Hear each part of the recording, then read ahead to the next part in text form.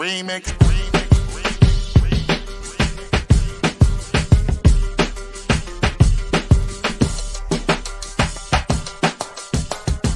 Remix. Remix. Remix.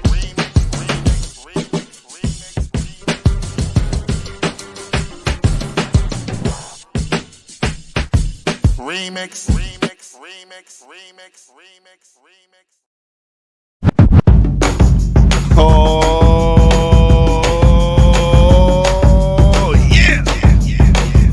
Welcome out once and all y'all people, big and small. This is the Remix Morning Show. Right here on Black Liberation Media, in case you did not know. And yes, we are bringing you that boom bap breakfast right here to your home, your car, wherever you are, star. We are here. And by far, let me introduce to you your host with the most, coming straight from the East Coast, Jared Ball.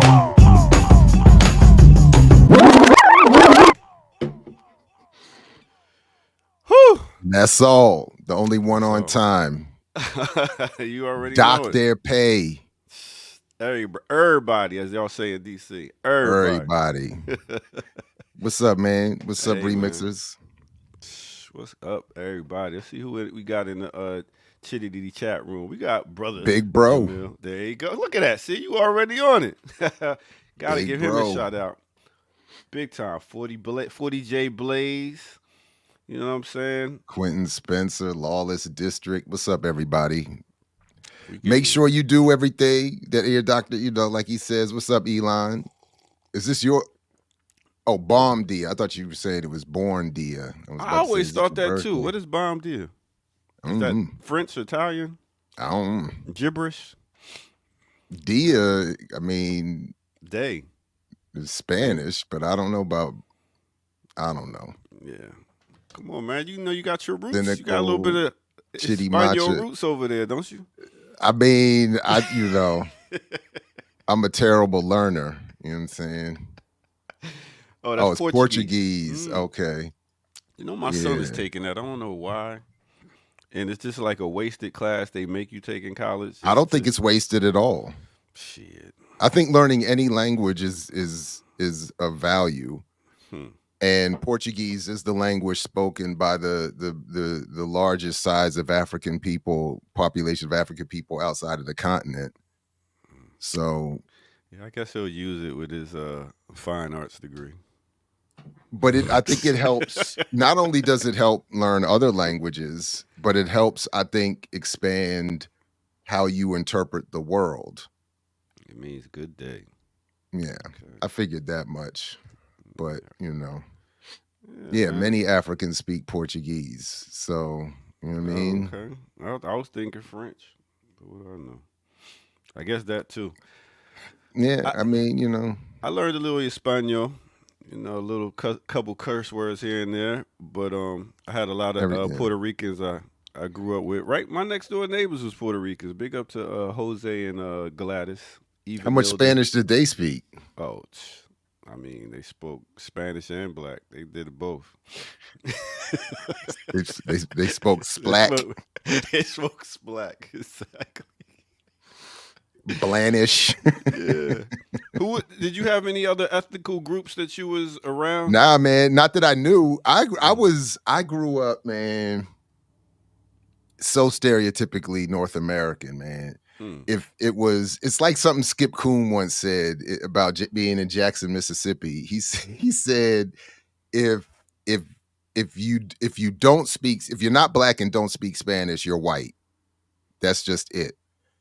And for me, there were no Spanish speakers, at least overtly. So the only people I saw were black and white, and that was it. And it wasn't even diaspora black. Everybody was just black. There was no, I'm from here, I'm from there. It was just black, or you were white, That makes and that sense. was it. Yeah, because I'm thinking in Jersey, you got Puerto Ricans, Cubans, and a bunch of them. But when I moved down south, it's nothing but Mexicans. And I don't really run into any Puerto Ricans and stuff like that. Well, In the middle there, stereotypically, it's yeah. nobody.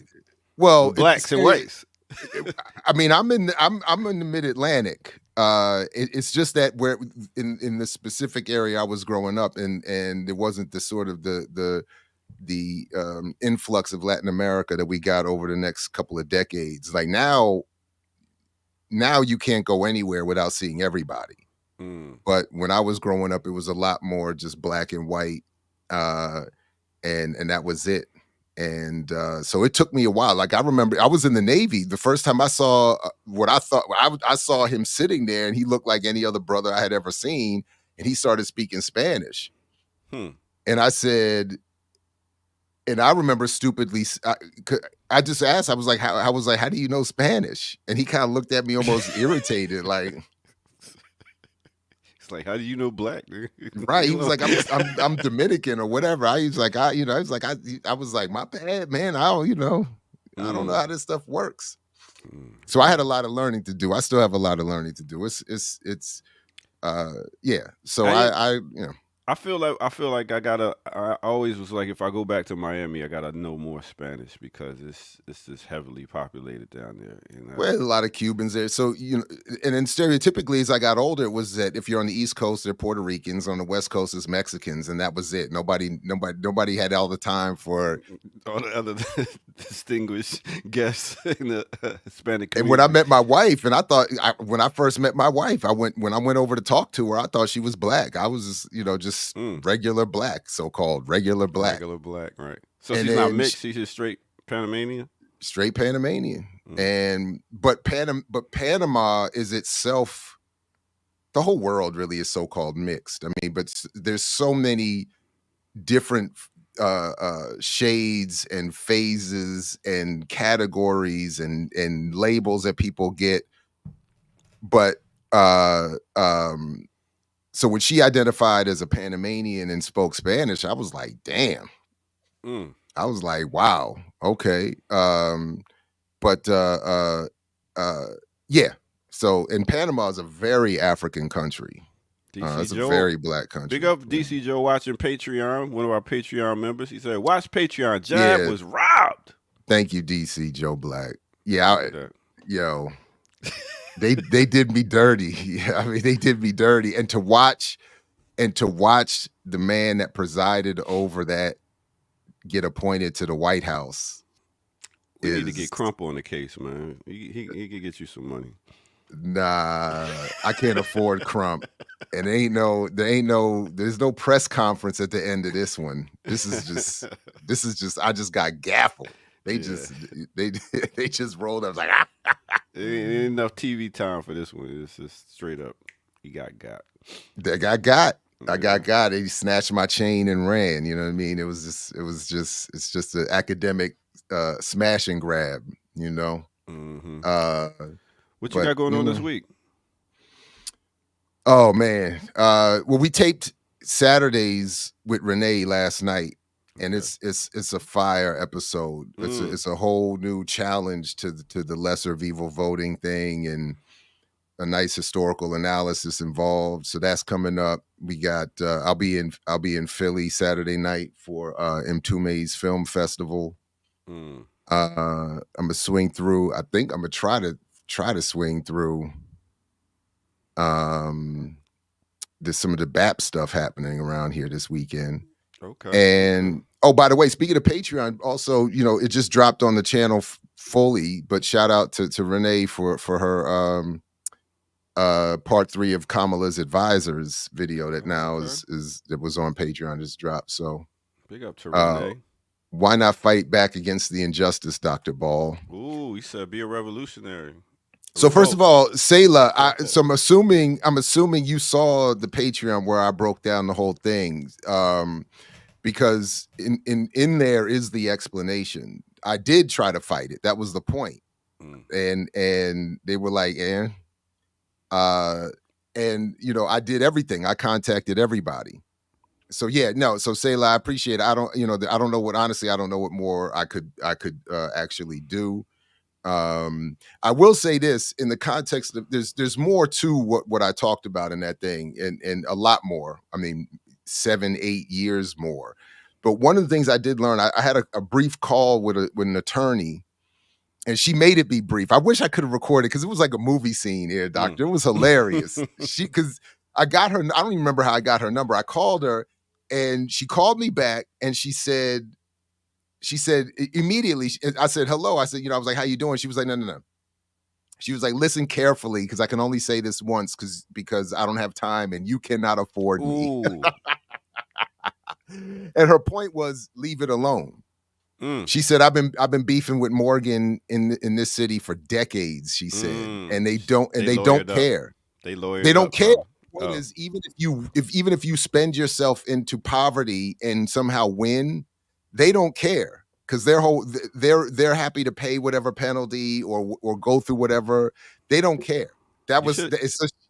You should have got a lawyer like Kamau K. Franklin. That's what I should have done. I should have called Kamau. True indeed. That should Or be the me. commercial. I got Call lawyers Kamau. in my back pocket, man. Come on. You got But her lawyers in point- your back pocket? Yeah. What lawyers you know? You. Oh, Come on. You act like Mawuli, the whole Davis oh that's Bozeman my team. bad. My bad. Uh, I thought they would like just child support. hey, if they want to Nah. take on, if they want to take on a case that doesn't have a lot of money, that's messed up. Jared, you didn't hear that one? Yeah, I heard it. I was trying to just talk over it. Let that man have his. I was like, man, why you messing with his You dirty. child support? That's dirty. Don't forget about car accidents. Stop playing. Yeah, car accidents. Yeah.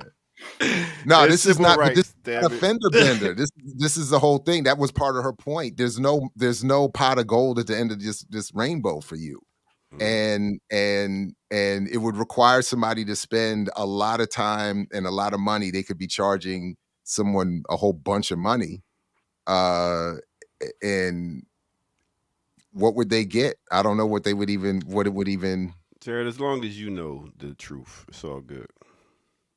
I don't What really happened? rock with I know I'm that. late. What I missed? You had a car accident. It was a car accident. You trying to get money? Oh, my We brought goodness. up. Now we still talking about the Patreon thing I did about my theft, the theft. Okay. DC Joe Black was encouraging others to check it out. So yeah, it's How was your past hour, Kamau?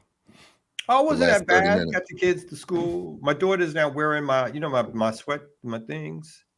Your She favorite likes polo to wear shirt? them. Yeah, she likes to wear them as cups. So every night I'm like, that's my favorite shirt. And she's got them. She's like, and and Go get not another no one. more. You got money. it's like what? So, but Yeah, no, that it was happens good. over here too. Oh yeah, yeah. In it's fact, like today- draw. Yeah, they just and then I'm not. Oh, it rotates, and I'm not always the one doing the laundry. So if someone else is doing the laundry, it's like they start picking. It's like they're at the thrift How shop. you get got. It's like finally, Cotton pickers. yeah. They steal each other's shit all the time. You think like and when they want something big, because I'm the only one that really can't share clothes. They're like, So today, in fact, it's 90s day. So my daughter is in one of my white t-shirts. She said, I just need a plain white t-shirt, a big plain white t-shirt, and baggy jeans. They don't know 90s. That's 2000s. I honestly don't remember. No. I've never been in That's style, 2000s? so I don't know. 2000s was big White shirts. tees? Yeah, white tees and big baggy pants. That was 2000s. Like baggy 90s. pants was around way before. Baggy pants. Baggy was- pants has baggy been pants. around. Baggy pants, more like sagging pants, not baggy pants. Sagging No, pants we did and baggy. camouflage. No. Yeah, In because- the 90s, Yeah, the true. sag came later. We just Yeah. did baggy. Ours was just baggy, Yeah. but fully around the waist. Yes, This yes. whole The thing- jaws wasn't showing really. Yeah, No. exactly. That's some Nah, new nah. shit. That's some Yeah. new shit. And then Yeah. having tight jeans with your drawers still showing. That really don't Yeah, make no goddamn that's all sense new. to That's- me. that's the one. 2000s, 2010s. Yeah. And that's how you know these kids are not fighting and they're not doing no crime, because you can't do nothing in them pants. And the flip flops, B. And Every you time I can't see do some nothing dude in with the- flip flops, the first thing in my Yes. mind is like, how you gonna run in those? Yeah. Exactly. How you gonna run? B, they come on the basketball court with them things. I'm like, nah, man. Nah. To play? you ain't, yeah. I'm like, nah, Nah, man. You man. ain't prepared to win today. Nah, that's why I kill him. Like, tie your laces up, kid. Shit, That's the teach you right. generational thing. The first thing come up my mind is like, yo, something go down. You can't run in those things. What's going Quentin on? said I'd be surprised. All right, quit. I guess. Yeah, all right. I feel like that's why everybody's shooting everybody because they Yeah. can't move in their Nobody pants. can get out They're the way like, no more. I can't get out of the way. I can't get away. I just Can't fuck fight. it. and I can't do nothing. I can't do nothing. So I'm just shooting. I'm just shooting. I don't have time for this. So Accidental put some murder. real pants on, put a belt on, and swing on somebody. It'd be a lot safer for everybody out here. It's better for everybody. I wore a lot of fatigues and camouflage in the You did 90s. the fatigues? Yeah, I was one of those. I had that moment. You was a I- little Onyx, Onyx. I was DOS effects out, had that whole look. Oh, right, because you had the locks then. You weren't Yeah, bald yeah. yet. Because That's I'm a right, that's little right. older than y'all. Y'all might not remember this. Do y'all remember the You're not that much older. Carriages. two-tone jeans? Like one side was Oh, gray, yeah, the other yeah. side was You talk black about or like the blue. Lees, the two-tone Yeah. Lees. They had pinstripe. They had the two-tone joints. Yeah. Yeah, I remember the Lees. Please, I had me a pair. No. Stop playing. Now I They They was was in hand res- downs too. They was Oh hand-me-downs. wow. Huh? You No, I have didn't. Lees, Aaron? Not two tones. I don't. But again, I've never been in style. I'm always late. Oh, I wasn't And- either. and yeah. And I I always still got them remember. 4 months right before they would go out of style. That's when I got a fresh batch. Yeah, It was I, like, you Damn. we're always like years behind. You get the 85s and 86. Remember, I couldn't afford lacrosse, and then they brought out La Tigra, so I would get me La Tigra. Yeah, I remember Oh. Latigra. So you was Yeah. at the swap meets and you was the clearance rack guy. Got you. Safeway grocery store used to have my tennis shoes in a bin. Wait a Used to minute. have No, to- you didn't buy your sneakers from a Absolutely. grocery store. I had to fish through and find my size. My mother was like, "Go find your size." Oh, That's you cool. couldn't have yeah. came to my school Even with that I. shit. Oh, Yeah. I did. Woo! I got You got lit up. I did for years, and it was like I'd be I like, don't- Jared sneakers on aisle 5. Jared There's sneakers one on thing I aisle 5. had, it was my Pumas. I would dabble in some Filas. I wasn't big on Adidas, but I would have my Pumas be. I have my Pumas. what can I say? That's why I was just an angry, lonely child. You know what I'm saying? Yeah. It was No rough canvas. out there. Pumas. Yeah, see. My parents had a little money, so Suede Pumas too. You got the little brush. You got to brush them. You know what I'm saying? Oh nah, I didn't do none of I that. came up in a 2-parent household, so it was a little different. Yo. I can't relate. Yikes! half a parent household. You know. You had half a pair. Yeah, y'all a little different. My bad. I can't. I had like I don't know, like 85%. My mother 85%. she did the best. She was doing the best she could, man. She was doing the best Oh, she could, same. but working them 2 jobs, you know what I mean? She was like, I need to come home, close the door, and eat my pretzels and watch Murder She Wrote. She was like, that was her thing. My pretzels and Murder She Wrote. Once my mom lost her job as a nurse, like we went on welfare. We was on Yeah. public assistance, as they say, whatever. With the funny money was always exciting though, because you can go sell it in the stores and get some real cash. And you had to like do a little bargaining, little swap meet Right. thing. It's like you got like $100 of funny money, and they give you $80 in cash back with it. Like $80 fucking dollars. Yo, I'm giving you $120. I'm giving you a whole like 3 booklets of this shit. But it's Yeah. like, you got to bargain your way up. See, y'all making me feel guilty about having a 2-parent household. Well, You especially want to since said you it all standing there. proud and loud. Yeah, I they am, talking about because- there go his shoes on aisle 5. All that kind of, I mean, damn. That is I feel cool. bad now. Clean I- up, right, I clean feel up on bad, aisle like- 5 by Jared's sneakers. Look, the Yo. pain is still real. 40 I was years even a little later. taken and the aback pain- by that. He had to go to the swap meet. To get Yeah, you know what I'm saying? I was like, we was poor, but damn. Ear doctor pulling band-aids off, just ripping them Yo. off. But you know the wild thing is I got hand-me-downs from my babysitters.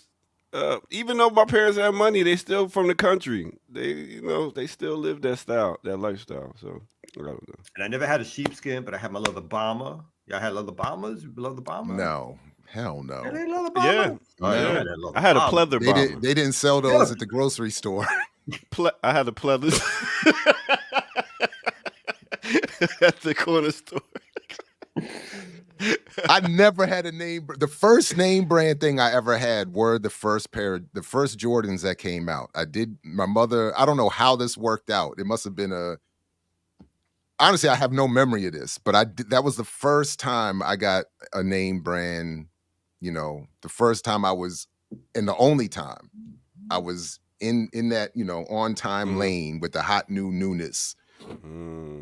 So what's that, 84, 83, somewhere around there, right? Mm-hmm. I never did Jordans. Me neither. Okay. Yeah. Really? No, never. I don't even think I wanted them. But I mean, because like the whole one, you had to stand on line at first. It was just like when they came out and it was like such the shit where it was like I'm not standing in line for that. Again, just give me my Pumas and I'm out. You know what I mean? Right. I wasn't even a big Nike dude. It was like all Pumas and Fila or whatever. Yeah. So I've never had Jordans. I was Adidas. I was able to get the Run DMC hat because I went to church and I was like, yo, it's a church hat. So I got the Run DMC hat, had the Adidas with the Lees. I did get a silk Adidas at one point, but this would have been later. This would have been after the Jordans. So this would, Jared had the Adidas with 1D. and again, only one. So I would have like one, you know what I mean? It's either you look like the first day of school, I might look fly, and then that's it. That was it. There's no follow up.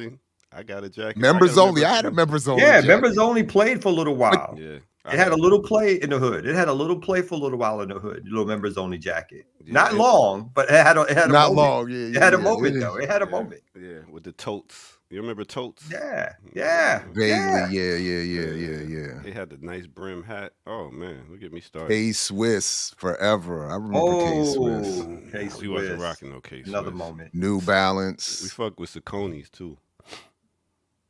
I don't know. That shit they wear in Cali. What's the shoes? Vans? Yeah, you got to make that day count. You gotta get all the numbers. You got to get make all your friends in one day and hope they stick. Because day 2 was a massive drop off. It's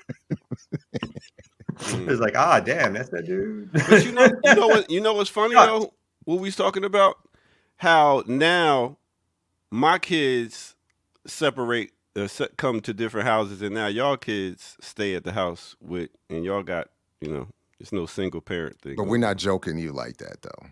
I'm just saying. Look how it's reversed now. I off with the child support joke. So you did. Oh, you did. Yeah, you did. I did start it. Yeah, look how it's reversed now. See, I never did cross colors. No cross colors. I did cross colors. Carl Kanai. I did that, but I was a young adult when that happened. That was much later. And Jabot jeans.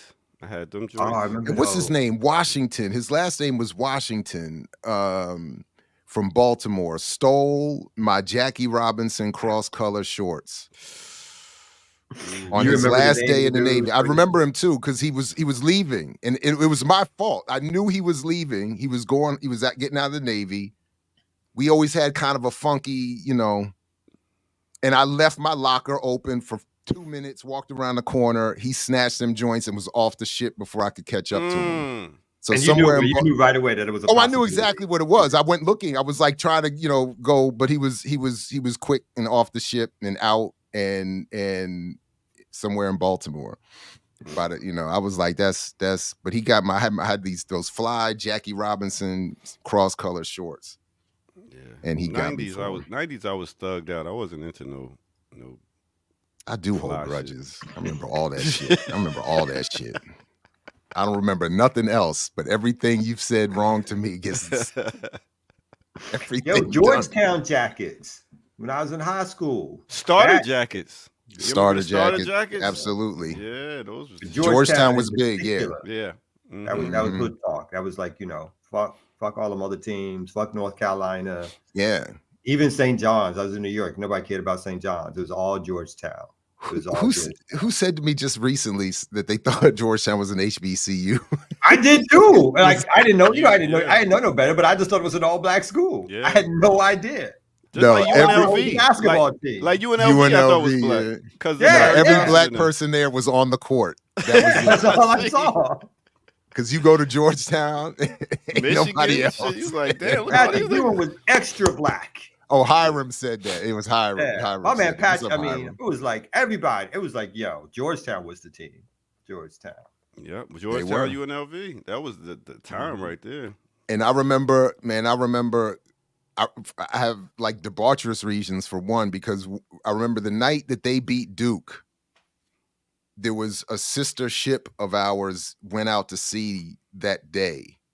And the standard thing used to be when one ship leaves, you go to the local bars and clubs that night and you find the women wearing the gear of that ship that just left, because they're letting you know my man is gone. Holla. And that night, I remember what ship it was, but they left and UNLV won, and so did I. It was championships all around. Champagne popping.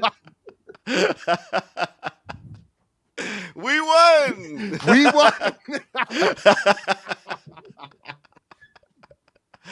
Yeah, Jody, that's it. The good That's old it. days. Jody, that's it. But Thank that y'all was for- used to be some slick. They would wear, little ball cap, little insignia jacket. You'd be like, oh, word, 6, 7 months, he gonna be gone. Word. Word. Let me hold your coat. Hey, I got you on one of them $2 drafts. I got you. One of them $3 rail drinks. That's how we used to get down. $2 draft and get crazy on some like 5-cent drafts, 10-cent rail drinks. Word? Yeah. Yeah, they Was it kept like you on a nice and base or drunk. some shit, or like No, what's up? all the local bars, they would have competitions. So it would be like happy hour, and that would be their happy hour. So you get like 2-3 hours of 5-cent beers and 10-cent rail drinks. And it would you take $5 in your pocket and be out. Damn. Just be out. Never heard of So that shit. oh know- yeah, this Norfolk, man. You got Norfolk in the late 80s, early 90s. Oh yeah, this was Yeah. The worst purchase I made was one of those in 2000. I got one of those shiny denim suits. oh wow. That was the style for like a year or two. Hey, Black Liberation Media is paying for those pictures. Anybody got them? I couldn't wait to get it. I got it for my birthday too, and I went to the club. Boy, I was killing them because what? Shit was on shine. It was like a burgundy one too. It wasn't no regular like denim color. Oh, we got it. Somebody got to have that. They got to have that photo somewhere. We're How paying long did it top last? How dollar. long was the phenomenon? It was a year. It wasn't. It didn't even last a season and shit. I wore that shit once. It was like, okay, I did it. Congratulations to me. Terrible. Oh, styles. Now hoodies. That's all we wear now. Hoodies and thermos, as you can see come out. Well, now it's you find the shirt that fits and buy 5 of them. Yeah, That's what I'm exactly. at. Now it's Target. I'm not. Yeah, or exactly. I'm not whatever, playing you know what I'm around. saying? I don't give a fuck now. Yeah, my wife just bring me something. Just bring me something that you are okay with me wearing, and then get 5 of them. Mhm. Yeah. Different colors, dark colors. Yeah. I Solids. go to sweatshop place and get all my hoodies all at once. Yeah. I have time for all that. If it takes me more than 5 minutes to get dressed, I start getting upset. Same thing. If it takes me more than 5 minutes to go shopping, I get upset. Yeah, really. Yeah, it's like When I walk into the store, I pick up like 3 different pairs of shoes, and I'm like, it's like 5 minutes later. It's like, where's the Skechers or wherever it is? It's like, where that? Just boom, boom, boom. But Yeah. see, y'all don't get fly like me, so I gotta get. You clothes. still dressing to impress. I mean, I do Yeah, you're big the DJ. events. Yeah, I mean, y'all don't do events. No. Yeah, so I gotta No. get. But I get stay fly. underdressed for them too. Like if I get invited somewhere, it's like, yeah, you know what it is. It's the one shirt, it's the one pants, it's the You're one not pair in front of of shoes. thousands of people. When you in True, front of thousands true. of people, you gotta can't look like them. Yeah. They not. I mean, like I did that. go through my young professional stage where I used to do the blazers all the time. So obviously not for hood, but just like blazer. And then blazer became part of it. Like that, you could wear your hoodie, your blazer, with your hoodie on your blazer and stuff like that, or just like this. Anywhere I went, it was like some kind of some kind of blazer or whatever. So that was my professional Yeah, stage. that's a good point. Ear doctor Ear still on the doctor's market. still on the market. That's Mary true, Man, stop that's it. true. Man, the stress relief with marriage is incredible. It's just like I don't have to worry about nothing. Yeah, you know, it's You know. it's cool. I'm enjoying for now. You're in single life. Yeah, because like I just turned all the music off, the TV and everything last night, and it was just quiet. I ain't had to hear nothing. And I really enjoyed that. Yes. You know what I came home to? Yeah. You know what I came home? I can My imagine. daughter was mad at my mom. I mean, at my sister, at my wife. I called her everything, but my daughter was mad. They're like, she's yelling. My daughter's slamming doors. I made the most fucked up dad mistake or whatever like that. So these cosplay swords that look fake, and then I bought one for Halloween, and I'm like, yo, this is a real blade. This looks like. So it felt like, and it was sharp on certain. So I'm trying to hide that for my son, and he's like, I want my sword. So I'm dealing with that drama. Yeah. There was no quiet. There was no quiet until I closed the door. Yeah, there was no quiet. Yeah, that's I feel all of that. You come home and walk into some madness, or you're home and it's quiet, and then they come in with the madness, and it's just a whole bunch of, they come in arguing. Mm-hmm. And when my wife, she and my oldest, they can't, like, if they go shopping, that's what causes, they come home beefing every single time. Every single time it's a fight. Every single time. This is over here. This is similar. This is over here. Yeah. Like when And I'm just in here trying to sit out. quietly, and it's like, nah. And then, I don't get involved. Nah, like they fight, like seriously. It's like a Jared goes to his room. yeah. But even then, like, I don't, like, our house is not that big. Like, it's not that big. The walls are not that thick, so I can close the door. But it's not like I got to put the air canceling, the sound canceling headphones on, and you can still feel the room shake. They be like, damn, like I'm podcasting. All ended when it got threatened. The guy was like, because she tried to take her braids out. She's like, you try to take those braids out right now because it's late. Oh, Like, I'm canceling everything. oh no! And she Don't get do in her that. room and slammed the door and cried. You see how he talked out his teeth? You know he got that one down. No, well, that's serious. I learned that too. I saw that too. You can't undo your hair right now. Are you out of your mind? What do you it's like think you're 9 o'clock. doing?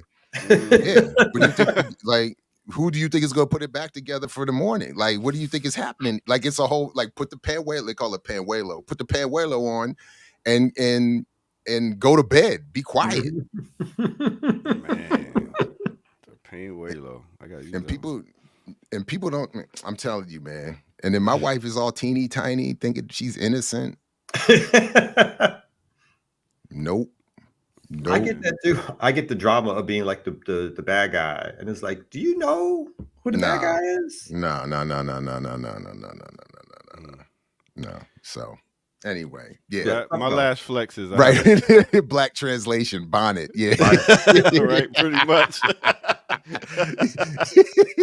was like, it sound better. Well, Like, for men, it's a wave cap or whatever, whatever the all of that. But yeah, But you know what's funny? My daughter had to get her hair done, and she wore a bonnet, and she was like, "Yeah, I could wear it out." I was like, I don't know if you want to wear it out. She's like, "Well, Dad, what's the difference between guys with dreads wearing a stocking cap?" I was like, True. the difference is, what's her name is going to do a video about you if she sees you. What's her name? Monique. "Oh, That's the difference. She was on that for a minute, telling sisters, don't go out there. Come on, babies. Come on, Yeah. babies. Don't go out there with your bonnet looking My bad. thing, Making us all look bad, babies. I was just like, don't wear pajama bottoms to the store, and your body just look." My whole thing is, my mom and pops always said, if you leave this house and you get in an accident, you need to look decent. You don't want to be. Oh yeah, I never crazy. understood. That's the old school. Your drawers need to be clean because the guy Yeah. in a car accident. First of all, right. won't they be bloody? Like what the fuck? I mean, unfortunately, if anybody's had to, go to the hospital, that's the last thing you worried about. Like, I'm not worried about what I look like. Fix me. It's like, yo, no, don't touch me. My drawers ain't clean. No, Right. leave me alone. Let me just sit here. Nah, that's part of the job. You'll be all right. Yeah, exactly. You deal went with to the messy medical drawers. school. You went to medical school. That's what Mm. you wanted this life. Save me. All that body juices. You want all Oh, yeah, you those wanted body that life. juices. No matter what orphans they come out. Yeah. You good with all that. You good with all Who that. cares when and where, what came out of what? Just fix it. Fix it. But then No, it's but I'm with also you. But they wear the pajama Yeah. bottoms to school like it's What? fashion. Yeah, this is I've seen that too. fashion. Yeah. Oh no. See, I was always I say this to my kids. You represent me when you leave this house. Point blank. I haven't tried that one. Oh, who messed up? I missed Yeah. it. See, I'm trying to elevate DC Joe Black. I I missed it too, and I'm I like, missed really? it. Yeah. Did I say something like fill all these holes? Did I say that? You Maybe might. that was it. You know, you Or good body with that. juices? Body juice was Ah, there we go. Phrasing. Rewind the tape. I'm trying to elevate. I'm trying to grow out of that. Mhm. Yeah. And that's when those, your old moments with the pajama pants, like wearing those out. I do when I see, I was like, it's like you can't be leaving you shouldn't be leaving your house like that. Mine Like, is the socks with the slant sandals or socks with slides. Yes. That's the Yeah. one. I'm like, ooh, It that's almost feels like that's the official gear to wear to Walmart. I'm just like, okay, I guess this is what you wear to Walmart. I don't go to Walmart. I'm on like a 30-year boycott of Walmart. you're in a Wow. 30-year ball. I didn't even know Something what like that. Walmart was until I moved to the South, and now I'm there every day. Mm. I never go to. That is one place I have steadfastly avoided for decades, man. I can't even remember the last time I was in one. It's the Are they one prevalent department out store. there, like in Baltimore? Yeah, DC they're area? everywhere. They're everywhere. And it was part of the gentrification push in DC and You avoided Walmart for 30. I cannot. Yeah, avoid honestly, yeah, Walmart. I can't remember the last time I honestly, it's been a very, very, very long time. And it was just one of those early 90s or whatever Nation magazine articles that I used to read. And they did something on the Walton family. And I was like, oh, nah, B, I'm good. And then when I started reading about the impact on local businesses, on international labor, it's a mess. So I was like, that's just been my one. Yeah. And you can see the effectiveness of it as the effectiveness of my boycott. Plummeting. You can't avoid Walmart when you especially down south. Like me traveling, those are only stores that's open that you can get stuff. And there's like 3 Walmarts. And Dollar Generals. That's about it. There's Dollar 3 General. Walmarts within 20 blocks of me, where I'm at I now. could believe 3 of it. them.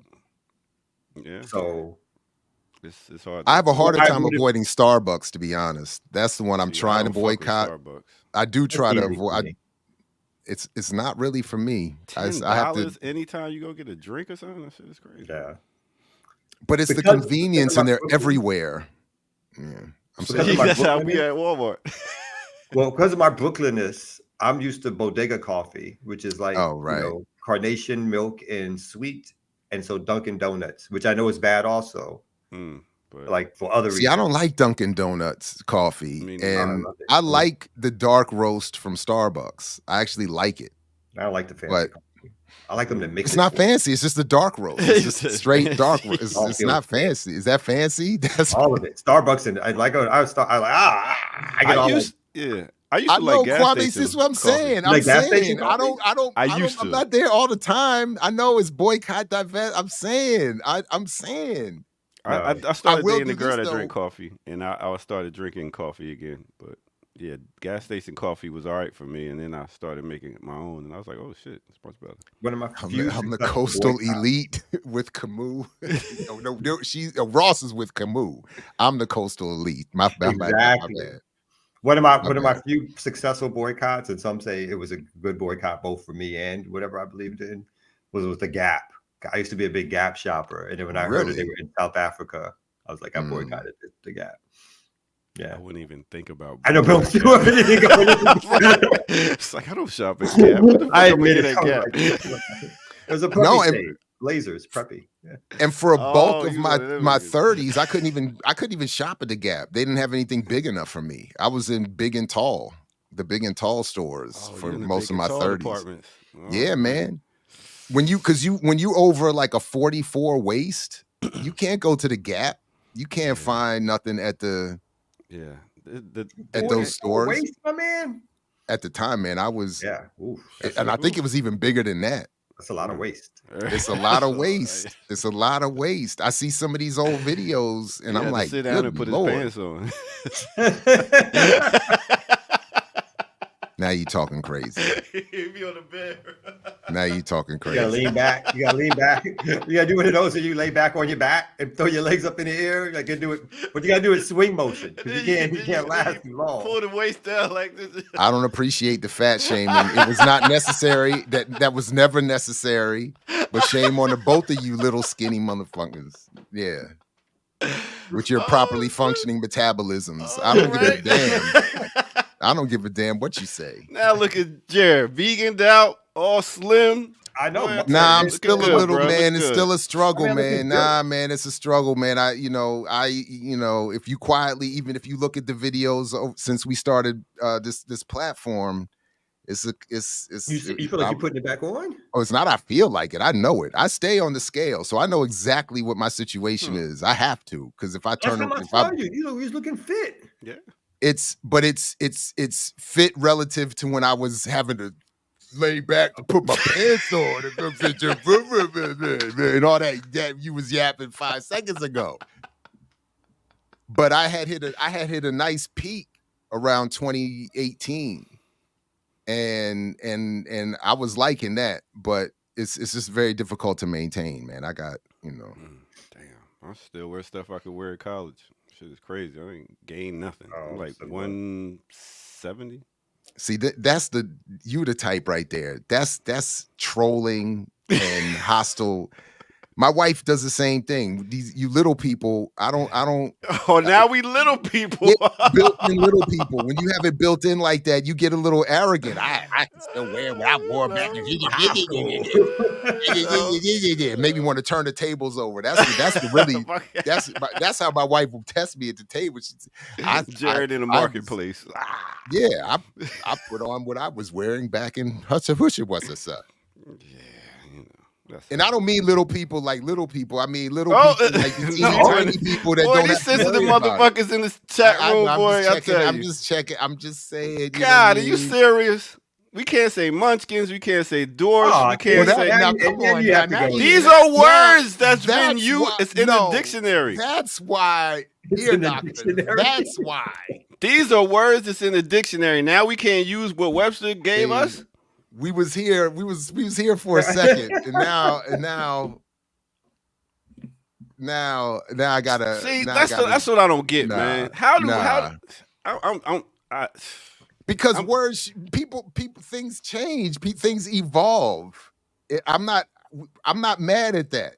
I just wanted to clarify that I'm not talking about little people per se. I'm talking about you teeny tiny motherfuckers that don't have to worry about nothing, don't have to do shit either.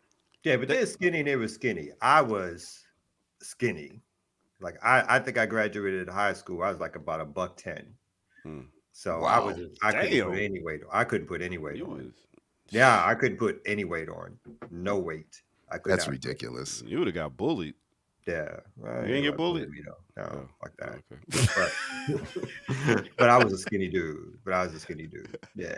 I'd have walked up and say, "What we eating for lunch, Kamal?" Really? Really? What was your $125 frame? Your $125 frame? Yeah, I was about What 130, my dad. So. You grew lots just to put some weight on you. Oh. That's what that was. He was like, I'm 15 pounds of hair.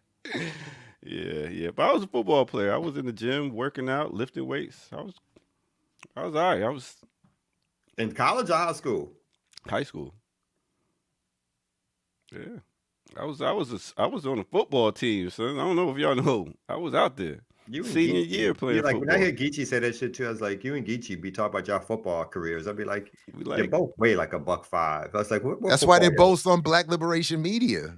her Ain't career did not ain't go the nobody right doing, way. You know what I'm saying? Ain't nobody doing, game commentary after a long Hall of Fame career around here. They're right here with us, Kamal. I'm like Al Bundy. I'm still No. talking about Polk High over here. You know what I mean? It was the good old days.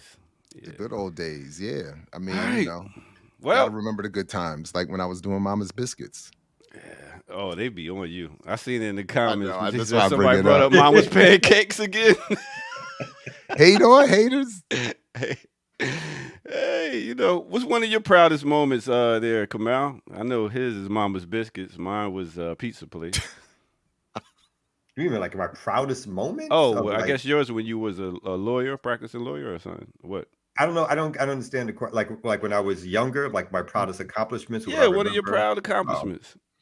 No, I don't know. I just being an organizer. I guess. Mama scones. I don't know if I have like that thing. Like you got that thing that defines a certain part of your past, but it was just like straight organizing. Hosting a Okay. remix show. He's peaking right now. Yeah. The organizer I'm doing now, I'm peaking right now. There you go. There you You know go. what I'm saying? Do you get recognized when you go out? Like people recognize you? Every now and then. Okay. It's weird, like it ain't like every 10 people, but I will get, particularly during the height of the Cop City stuff. It's like the Cop City stuff and this stuff where people will do the whole like come by and go like, yeah, I like the work you do kind of thing, you know. And mostly it's not, haters haven't approached, but I think there was a time period when I again, it was the height of the Cop City thing. I could tell when somebody kind of knew who you were and whether they liked you or not. So yeah, but it's died down. I'm not doing it as much or whatever, so it's died down. Okay. Yeah, Well, I need to I be able guess to go to the store. I can't be harassed going to the grocery store, so I need to stay. Yeah, I love it. All right. Well, I guess it's time to take a break. I guess. Okay. Get That was some- I mean, we got a bunch of stories. Erica Yeah. did hook Let's us do it. up. Go you ahead know. and keep talking for a minute, and let me get my break ready. You gotta get your break Oh ready. wow. I mean, shit, I'm on the screen. The jokes, the mama's croutons, the croutons, mother's Mama's- sandwiches. That's just the same. Mama's bagels.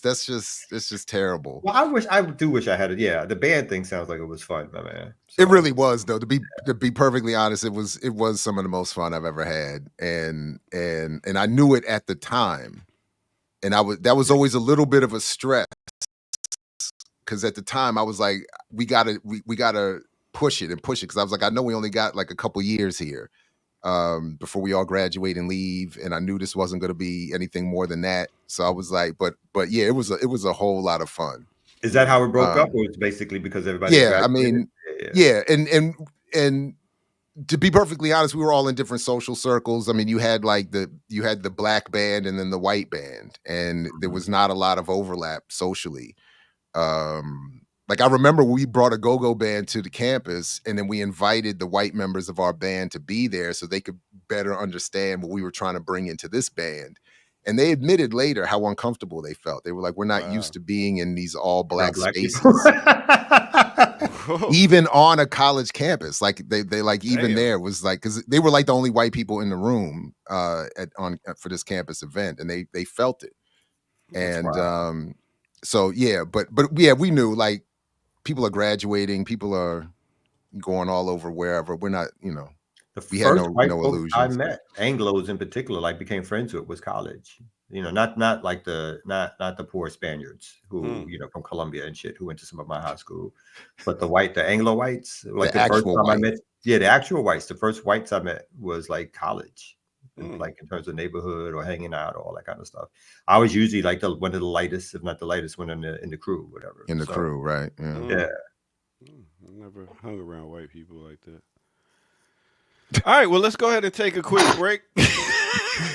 Except when I do their bar mitzvahs. There it is. I'm in and out. Their I'm in and out. Weddings were, except when they pay me now. There you go. Now I love to hang around white people. I love it. They give tips and everything at the end of the night. They all Stop playing. together collectively wait for Oh, that part of the song. they where can say understand nigga. service Like, and they got extra money. So I mean, it's eye opening. All right, let's go ahead and get to a quick break. Right here on No Other Than the Remix Morning Show. Let's go.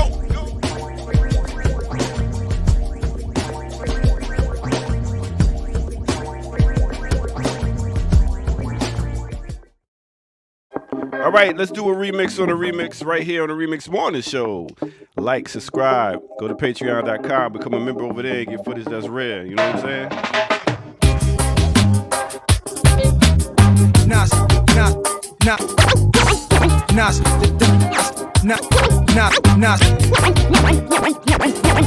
Nostradamus, Skymalit, knowing I rep, flowing I'm set. I got the chips to make a lotus my whip. Gold on my neck was once a code of respect for high rollers and vets. Now it's loads of baguettes. Prefer Mac 10 over a 10, no matter sober or wet. I smack soldier cadets, trees and might have jacked my height back. Famous phrase, nigga, like that. Hold you, ask you where your ice at, done. It's all about playboys. When we was young, could only get tongue. Then finally we could get bustin' in hoes, guzzling pillows, crack blitz, 86, you turn hustling pro. For bottles to 7 in your hand, to fake Pepsis, to get to the crack, unscrew the can, clean blunted, same 100 sacks a boy with a lean on it. We got it if the fiends want it. The whole block singing the same theme, dawn it, fun it.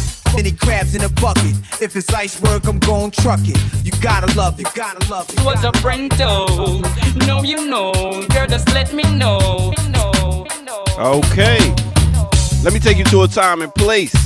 Let me take you not too far back to 2002 when we heard Nas on his album The Lost Tapes. The name of that song is You Gotta Love It. Mixed with a little bit of 2007 Boscom X off one of his albums, Strictly The Best Volume 1. The name of this song is Lonely Girl. And that album actually came out in 2012. The song came out in 2007. Alright, with that said, let's get back to it right here on the Remix Morning Show. What with you, oh girl, you know the deal. You know I'm for real. Yeah. I'm being yelled at. Sorry. Oh, you look like you talking to the ancestors. No, I'm talking to my wife. Yeah, that's what it looked like he was talking about. I saw that. I'm waiting for somebody fly over and hit me or something like that. I'm just getting instructions about when I'm allowed to talk. Is she talking through her teeth at you right now? Yeah, she did a little teeth talk. A little smiley thing, but she let me know how serious she was about it. And then she's blowing me a kiss as she leaves. Didn't I say? I was like, I didn't do that. I don't think I did that. My bad. Okay, I'll make sure that don't happen like that. Right. Oh my goodness.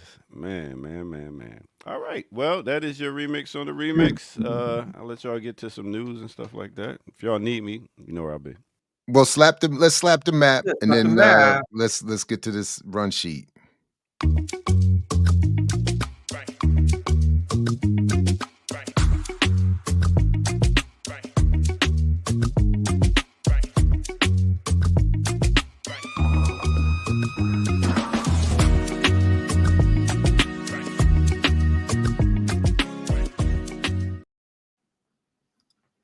All right, welcome back, everybody, to the Remix Morning Show. Black Liberation Media, Kamal Franklin, Jared Ball, Ear Doctor in the cut, Sister Erica on the run sheet, remixers in the building. Like, share, subscribe, support the Patreon, put this in your socials, tag Black Liberation Media so we know that you are out there pushing us through the algorithmic spaces. True. So, Kamal, anything you got on that you I don't want? got anything on deck. So if you got something from the run sheet, I'll just one thing that on the run sheet that I know caught my attention was that I'm interested to see what is actually being said here. Black media and are calling out the Harris Waltz campaign.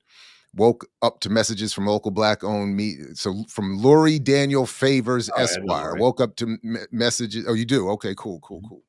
Woke up to messages from local Black-owned media about their quandary over whether to accept GOP ad dollars. The DNC Dems have apparently so ignored Black-owned facing media that their only ad offers this cycle come from the GOP, paging Karen Hunter and Roland Martin.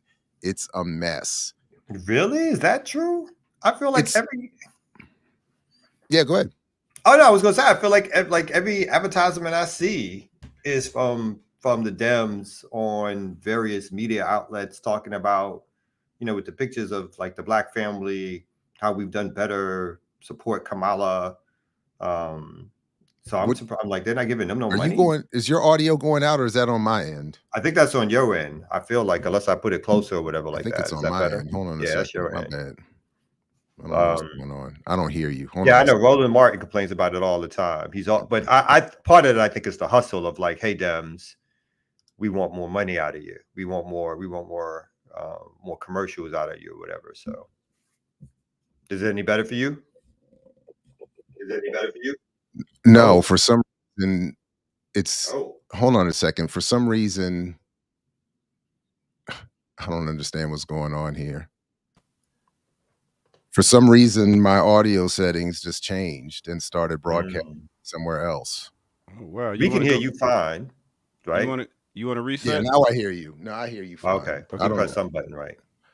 All right, this is live. That's y'all. really weird. I know. Oh no, I'm just Really letting weird. people know that this is how we do on the Remix Morning Show. This is live. Shit happens. He just And, left you the know, seat. He just left his chair. Yeah, so Yeah, Now you can because press. it started broadcasting out of my television again. That is the best way. That's the best thing Wow. about Jared when he does live. I Yeah. love like he is like anything that happens. It's not like he tries to cover it up or not Nah, let it man. show.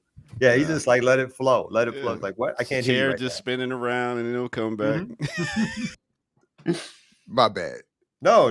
But I just said real quickly that Yeah. I just think it's part of the game because that they're always just asking for more. And again, I have no idea. I'm sure they do, but the ad dollars breakdown is because they'll see where Black folks are spending their time, which is part like, you know what, and some of the Black money, it just does what I guess what these folks think of the Black media money is probably going to some of these podcasters and their crypto thing because they think that's where all the Black audience is. What I think this is just this it's a problem that I first learned about during Obama's first run. And I've mentioned it before, the late great Ron Walters, one of the last stories he wrote was about how the Obama campaign was not doing the traditional sprinkling of ad money during the election cycle that Black media rely on. So I should, and I would like to get more into those numbers to see the influx and drop, but this is a major problem. So I'm not surprised, and it's come up a couple times to see, and Roland Martin has done whole segments about both the corporate world and then campaigns not paying the Black media space for access to them, and with the assumption that they're just going to vote for them. But what I think is most interesting about that tweet, see, when I read it though, and it says calling Karen Hunter and Roland Martin, it should be to particularly politically educated or media literate audiences. That should be the cue to remind you that the media that you're getting is itself an advertisement for this country, for the state, for business as usual. So when Karen Hunter or Roland Martin or any other commercial Black outlet is saying, "Where's our money?" we should be hearing that as, look, we do your job. We tell people what you want them to know and how you want them to know it. Why aren't you, advertising your sodas and your cars and your presidents with us?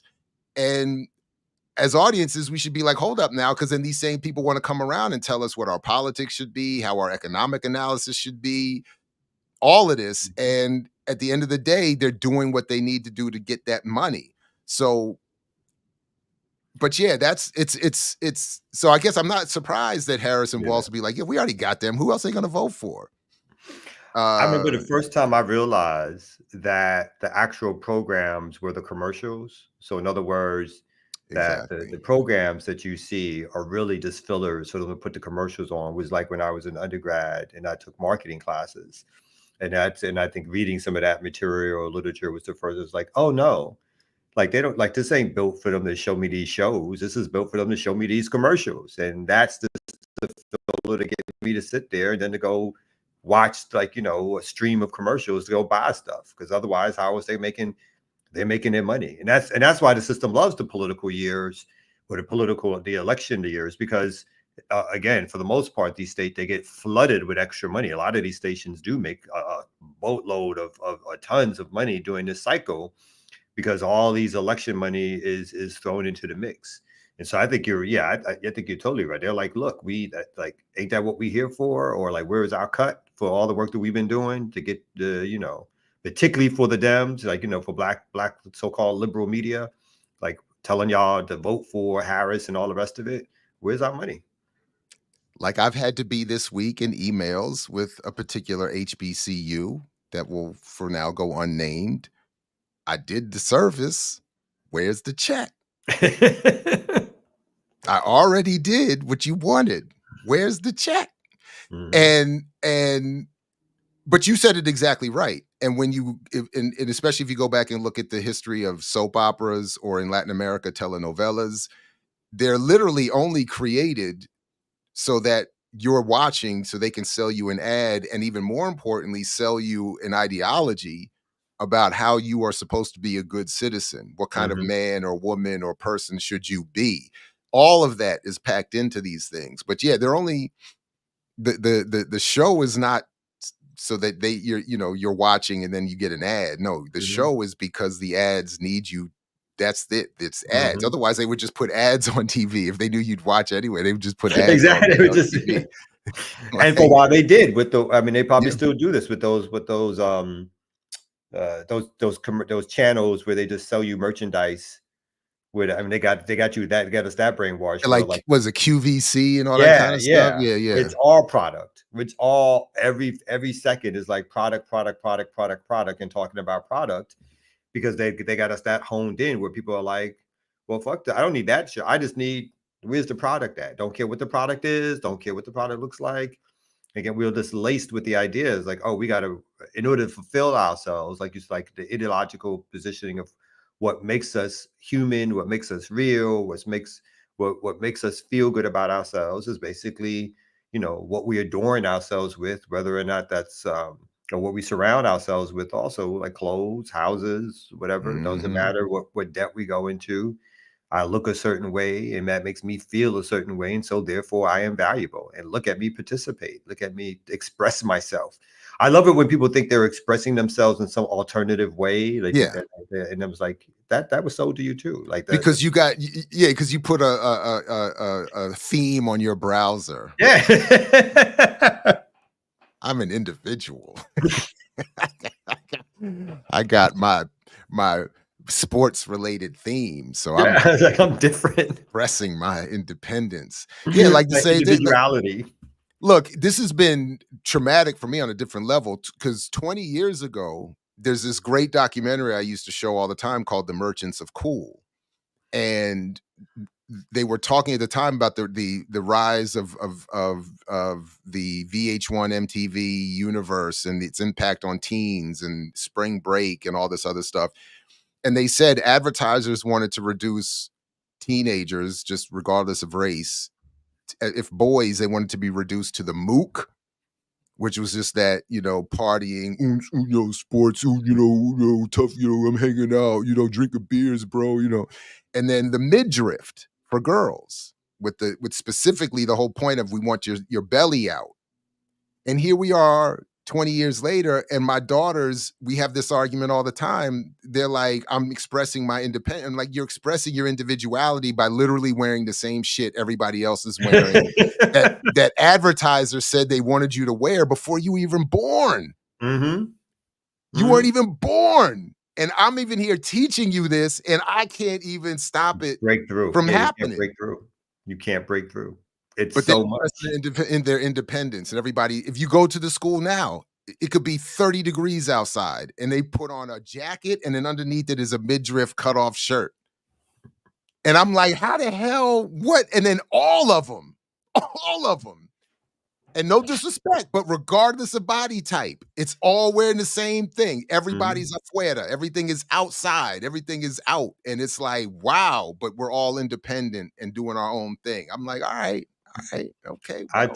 I was just telling somebody about Like, there's in Japan, like, it used to be like, folks get The married. Stanley Cup joint. Does this hit your house? My bad, come out. I didn't No, mean to no, cut no, you no. off. Go ahead, real fast. Go ahead. The cups, the drink cups for that usually young girls or women want. It's like a special. It's like it's just a water cup with a straw in it, and it like everybody's got to That have was a one. must-have. Yeah, gotta have it, Yeah. and it's gotta need a Stanley Cup. And I was like, you mean the hockey trophy, Dad? What you talking about?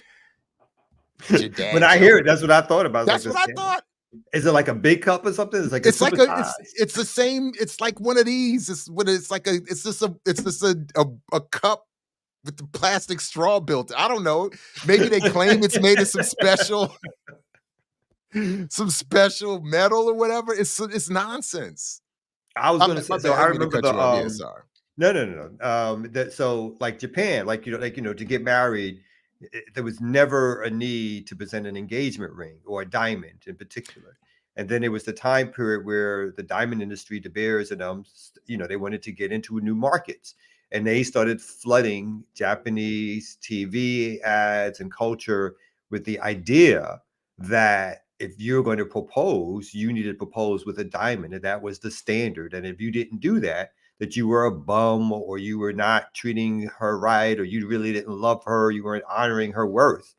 And then it used to be nearly 0% of the Japanese folks, when they got married, in terms of the culture, thought about buying diamonds. And then like, it was some weird thing like 5-10 years later, after the commercial blitz, the advertising blitz, then it was all the way up to 80 to 90% of folks, when they proposed, believed now that the only way to properly propose was to do so with a diamond.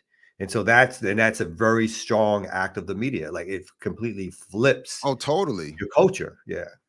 I mean, I think the same thing here. I don't even think in this country it was always a given that you had to do the ring. It was the Marilyn Monroe, diamonds are a girl's best friend and all of that stuff. They did all of that on purpose. And yeah, a lot of, and then what I often like to, particularly in my classes, bring up is that this goes beyond marketing a product. They do the same thing with our ideology, with our politics, our worldview, our identities, our national identities. All of these things are constructs that are promoted in that way. So the range of thought that we believe is being political or being liberal. Oh, no doubt. Right?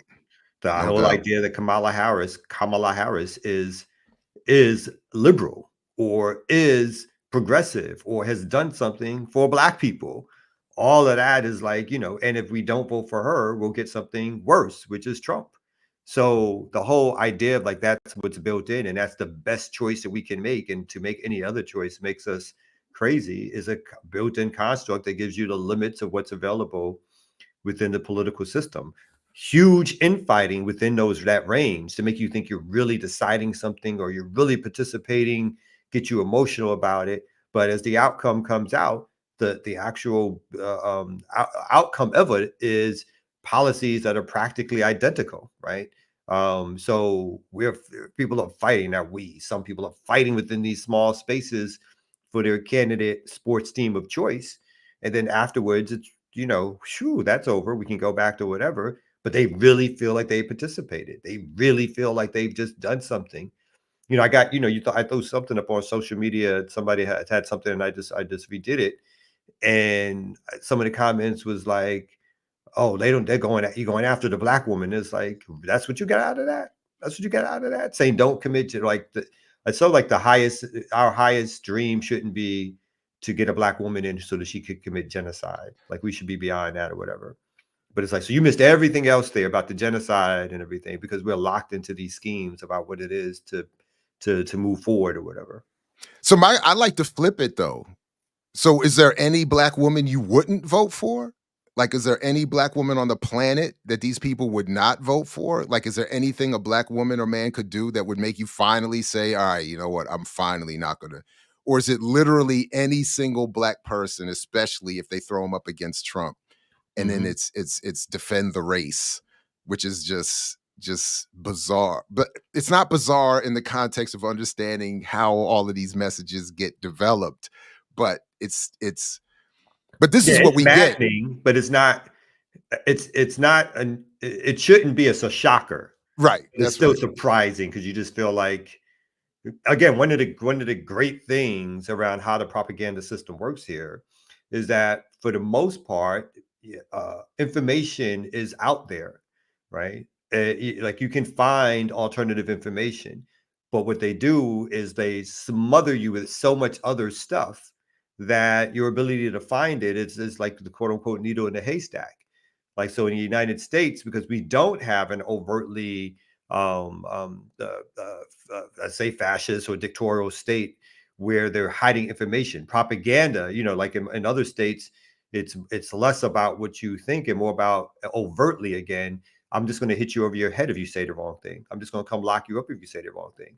For certain populations, I normally exclude the Black population out of this analysis because we get treated like folks get treated in more overtly dictatorial societies or dictator-led societies or military-led societies, where if here you're controlled first by propaganda, and if the propaganda don't work, then of course the violence will be used against you. But the first choice is just to use the propaganda system because it works so efficiently and so effectively that they don't have to present themselves as an overt police state to a majority of the population. It's like, oh no, you can do or say whatever you want, until they start clamping down on it, right? And at first they'll take away as has happened with us, limiting your access, limiting your reach, making sure you're like huddled into a small corner. And people have to really search to find you, as opposed to it's out there in the public. And every now and then something does reach, of course. But because the overwhelming sort of awashness of the propaganda system that keeps us locked into a certain way of thinking, that you got to be touched like 7, 10, 15, 20 times to really even understand what you're battling against. And again, the surface level approach is they base it on advertising. So they can say, this isn't political suppression. This is just our advertisers don't prefer your stuff. And that's it. And real quick. So yeah, Nina Turner, I'm sure, is great. She does have a killer mic, buying power blind spot, that she and I briefly discussed at one point. So you maybe want to, if you ever bend her ear, let her know, check in on that. And I think I would be interested to see if how well Candace Owens would do if she was not put up against a Democratic Black candidate. So like if the Democrats run a white man and the Republicans run Candace, which I could see happening one day, how many of these folks would be telling you, Kamau, how dare you be so critical of Candace? Or if she kind of flipped her politics just a little and became more moderate. And then it would be like, can't the sister change? And you know what she's doing? You know what? She popped up in my atheist debate spaces. Speaking of change, she's sponsoring someone to go on what they're calling the final experiment to prove that the earth is flat or round. Someone, seriously, a big time, apparently a somewhat well-funded pastor said, I'm going to sponsor this event and we're going to have the top flat earthers and I'm going to pay for 2 flat earthers and 2, I don't know, round earthers. And we're going to go to I think, is it the South Pole or the North Pole? They're going to one of the poles where there's supposed to be a 24-hour day, and where the claim is that there will be a 24-hour, I forgot which is which, but they're going to observe, and then this is going to be the final experiment. And Candace is sending her it does sound like some Nazi shit. But Candace apparently is sending her director. So, and he's gonna capture this for her and her audience and bring back to her conservative audience the definitive proof as to whether or not the earth is round or flat. Wait, I'm lost though. How does this prove anything? Because so the basic argument is that and I honestly I should know this, but the flat earthers have said if they've always said we can't go to the South Pole because the government has put up this ice wall and you can't actually see whatever. So this guy's, but if we could go, we could show that the sun end. either does set or never sets. And because it whatever the claim is with real science is that at the poles at certain times the sun either does or does not set for 24 hours. And I'm embarrassed that I don't remember which is which, or I don't know which is which. But so the flat earthers have been saying for years, if we could get there, we would, we'll prove to our people that the earth is flat. So this dude said, I'll pay for you.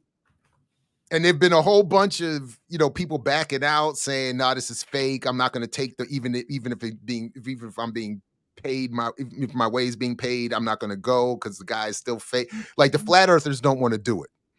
But because their whole career is based on selling this hustle to their audiences that the earth is flat. But apparently it's going to happen, and there's going to be at least one flat earther and his colleague are going to be there. Candace is sending her director on her own dime, and then there's going to be at least one, I guess regular scientist round earther, and they're all going to go and they're going to videotape this and prove once and for all what really science has proven quite a long time ago, but still needs one more go round for these folks. Some people need to still. So I was going to say, like, I know we're about to take a break or whatever, but I like Nina Turner. So she's interesting to me because I do think that she's moved politically. But I remember, I think she's gone from liberal to progressive to semi-left on some issues or whatever. But I remember, and Hiram in the chat will remember this, that we were on a call and she was one of the speakers on the call.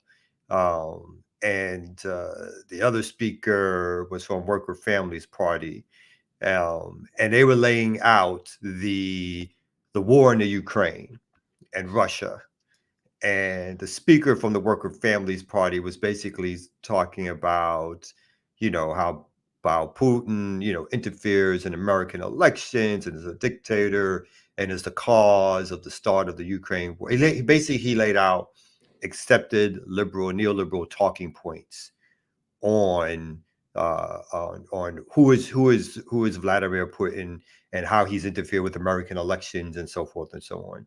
And her first reaction was, he just gave a master class on Blair. And it was truly, even from the standpoint of a master class of shit I don't believe in, it was so far less than anything masterfully that was done or said. It was just a list of talking points.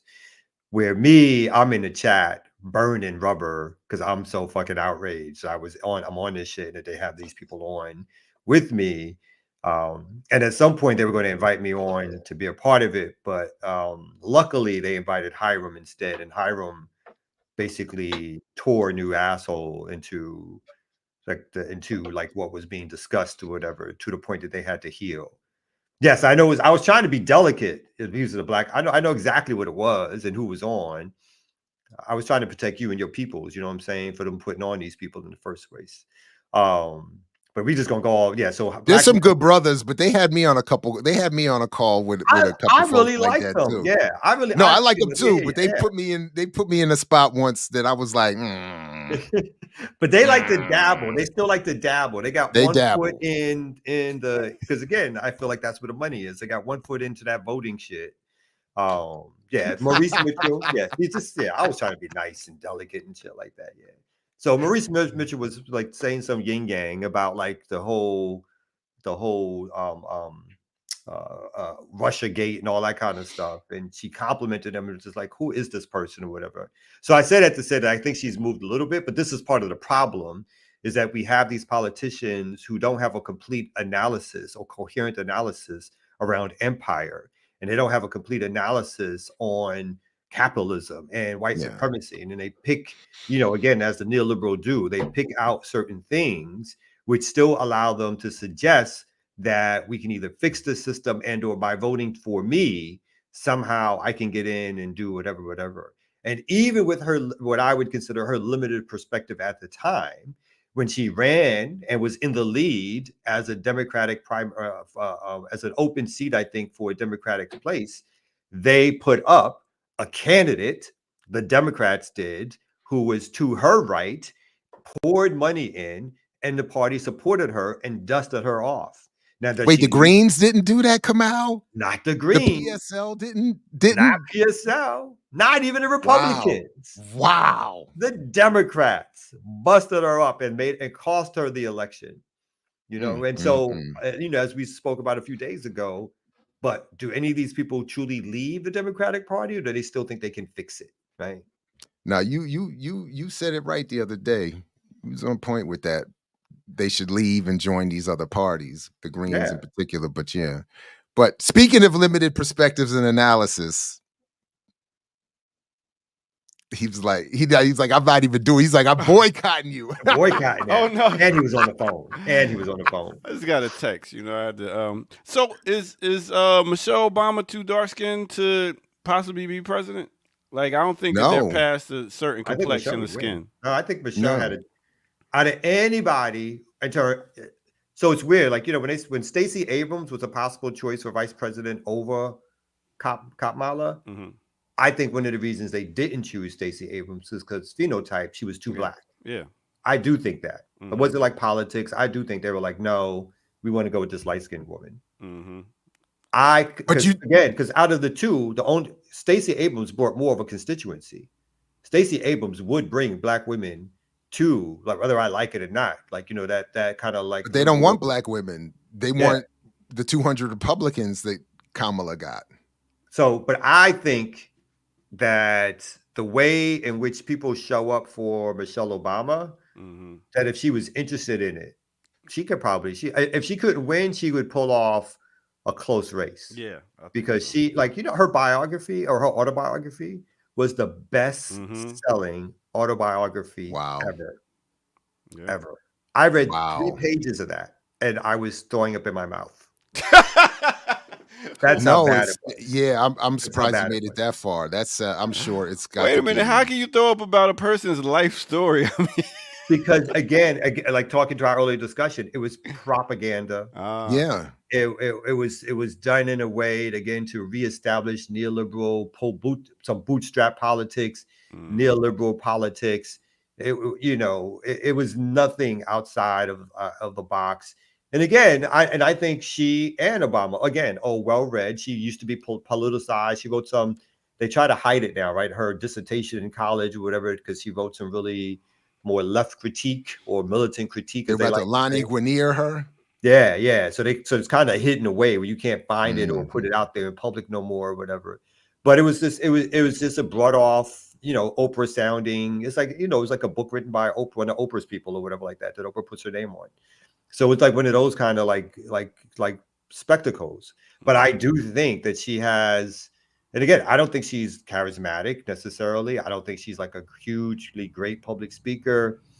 But I just think a character has been built up around her. She got the people. That she definitely has, whatever they're trying to do for Kamala, they wouldn't even have to try a third as hard in terms of the black population for Michelle. She could get up there like Barry and spit Eminem lyrics. Yeah. Oh yeah. Yeah, she could. She could spit some Beyonce lyrics. She could get up there singing Beyonce, some of that. Yeah. And then walk off with her. She's not Kenyan black. She's like Black American black. No, she's Black American black. Yeah, she doesn't have to front at all except hide her class interests. That's all she has to do. Yeah. That's easier to do than fake the race. Faking class is easier than faking race. There it is. All right, well, let's go ahead and take a quick break, and we come back with some more right here on the Remix Morning Show. Let's go.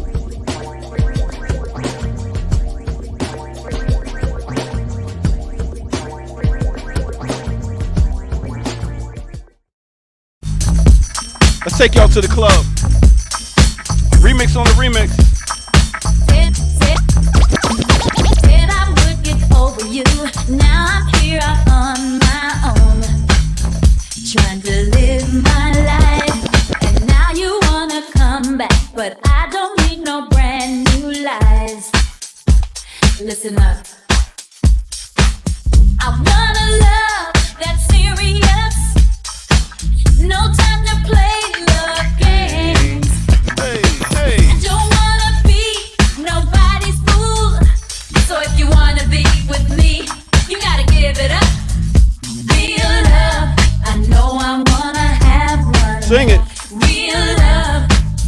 try and get some Come on. real love. Everybody needs one. All right. Real love. I got to have real love, love, love, love. Let me take y'all to a time and place, man. Let's start off in 1989. Off that album, Larger Than Life, we are talking about Jody Watley. And the name of that song is Real Love. Mixed with a little bit of 1997. We talking about LL Cool J off his album Phenomenon. And the name of this song is Phenomenon. And that's what it is. Hit that like button, subscribe. Go to patreon.com, become a member over there, get footage that's rare, and also share. And as you can see, you can donate. How can you donate? By going to blkliberationmedia.org and dropping something on the donation button. Very much appreciated since we are demonetized forever. This will very much help us out. So thank y'all, and let's get back to the Remix Morning Show. You know how we go.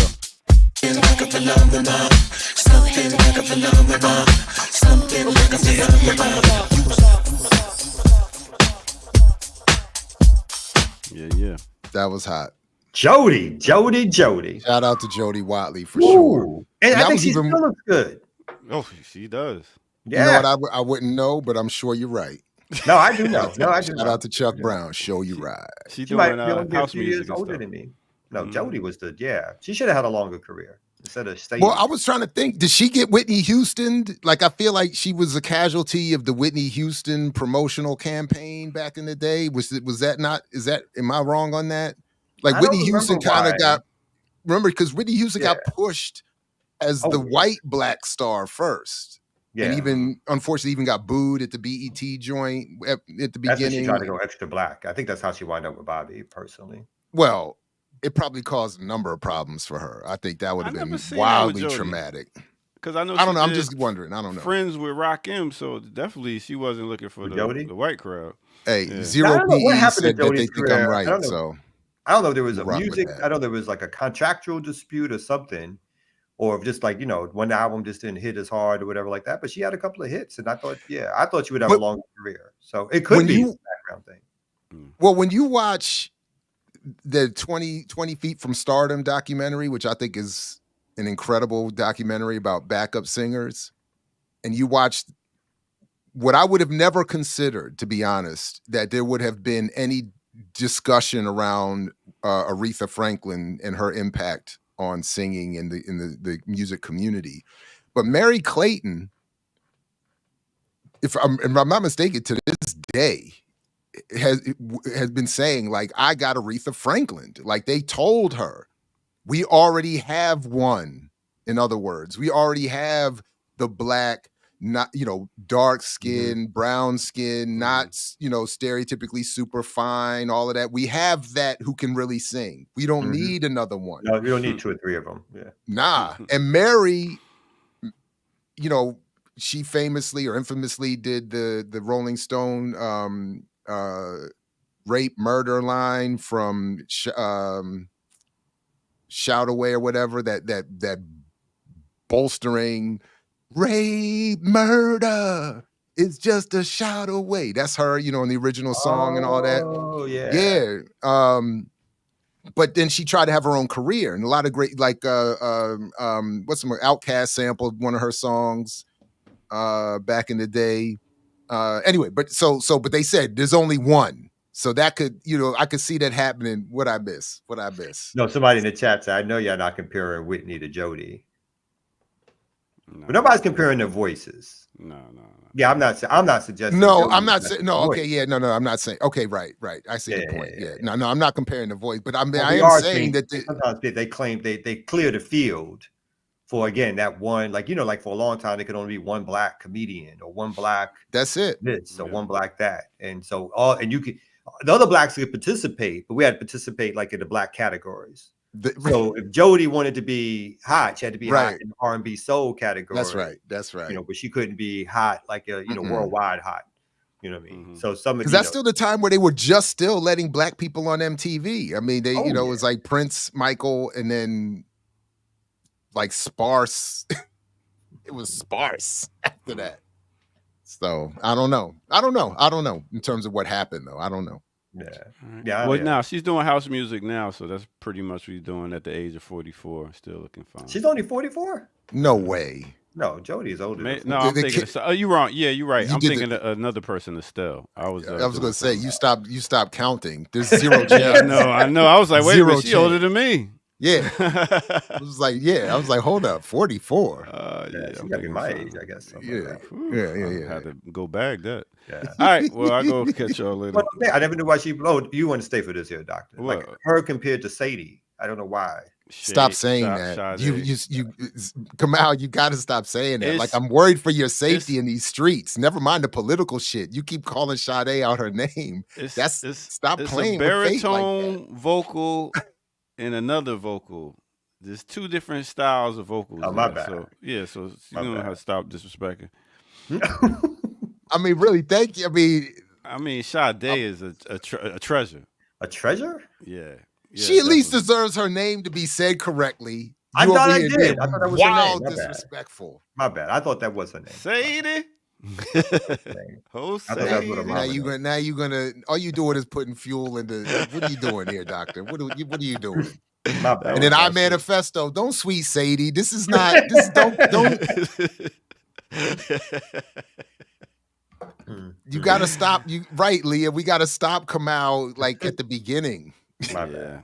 because I forgot. Man, It's just it Buggy. was like the Kamala, Katmala thing. It was like this the pronunciation for Again, you're putting Kamala in the Sade. Kamala. They don't deserve. Do No, whatever. I'm just saying the Call Kamala it's whatever the you want. pronunciation thing. It was all the pronunciation thing for like people get mad because you don't mispronounce. It was like similar. When I see it, that's what happened. So man, all the love making I made on Sade's albums, yo, ugly. I actually made love. You know what I'm saying? Like- Oh wow, wow. sweetest taboo. The sweetest. All taboo. right. With that said, I'll exit stage left even. Look, we do have. I did want to show. There was a story that speaking of Obamas and them. We did have a story in here that Erica left us that now I can't find it. Where is the thing on here? But it that shows what you get with the Obamas. This is what we get with Obama's Michelle or Barack being defined as progressive or whatever. In the shadow of the Obama Center, Chicago residents fight displacement. And I think the headline is says everything. You get Obama's name, you get the symbolism, and in reality, you get displacement. Investors are snapping up homes in the South Shore neighborhood, but a new tenants union is fighting back. So shout out to the whoever's fighting back, Community Benefits Agreement Coalition. I hope this is like an ironic use of the symbol. South Shore residents speak about the impact of the Obama Center before a September meeting of the Chicago City Council. The neighborhood has already said one of the city's highest. The neighborhood already has one of the city's highest eviction rates, and nearby residents have reported rents being hiked by as much as 60%. When Barack Obama met with Chicago residents about his proposed presidential center in 2018, the former president downplayed the threat that gentrification might pose to their communities. Hey, he said, we've got such a long way to go in terms of economic development before you're even going to start seeing prospects of significant gentrification. Obama said at a That was community good. forum. Wait, stop. That's pretty good, right? That's That pretty was good, the first right? I've ever heard That's you. pretty good. That was That damn was better than good. I thought. I was like, am I really going to try this shit? That's not as bad as I thought it was going to be. I was like, is he really going to try this? Hey, SNL, holla at your boy. I'll come through. Get that Saturday Night Live paycheck. Hey, real quick, speaking of all of this, before I forget, is anybody around here interested in us doing a live election night thing? Like, I'm actually interested in doing that. I'm Is down with anybody interested in doing it? You be down with that? Yeah, I'm definitely down with that. Yeah. All right, well, let's have some fun watching these fools, whatever happens. Oh, Anyway. I'm definitely down. All right, yeah, I'll read. Yeah, we'll follow up with that. But yeah, so and yeah, okay, good. The chat's with it too. All right, well then there it is. If the chat's with it, hey. Yeah, Back on the seriously, Obama SNL, thing. holla at your boy. Holla at your boy. I'm right here. I'm not hard to find. But yeah, that's what you get though. You get them coming through. I'm doing this for me, but I'm gonna make it seem like it's gonna help you. You Don't worry about it.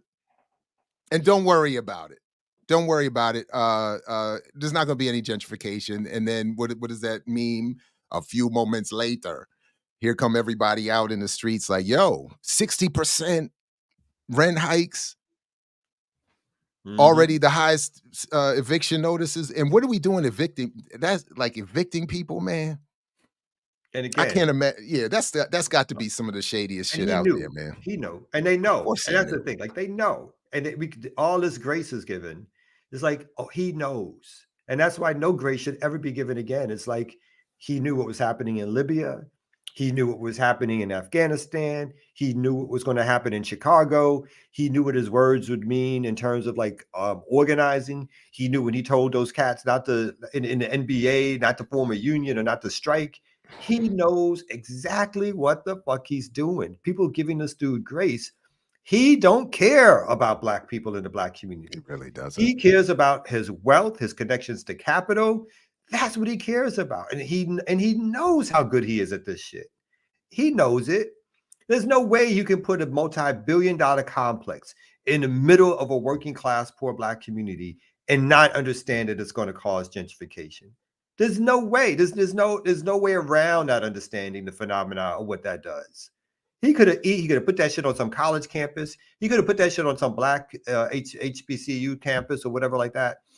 But he knows that by putting it there, and I'm sure he even has other real estate interests, which is helping to gentrify. So it's not only just the library that he's getting. I'm sure he has other interests that he's like pulling on right now. It's like this dude is he's just slick with it, right? He just knows what he's doing. But what does Obama do as soon as he gets out the White House, right?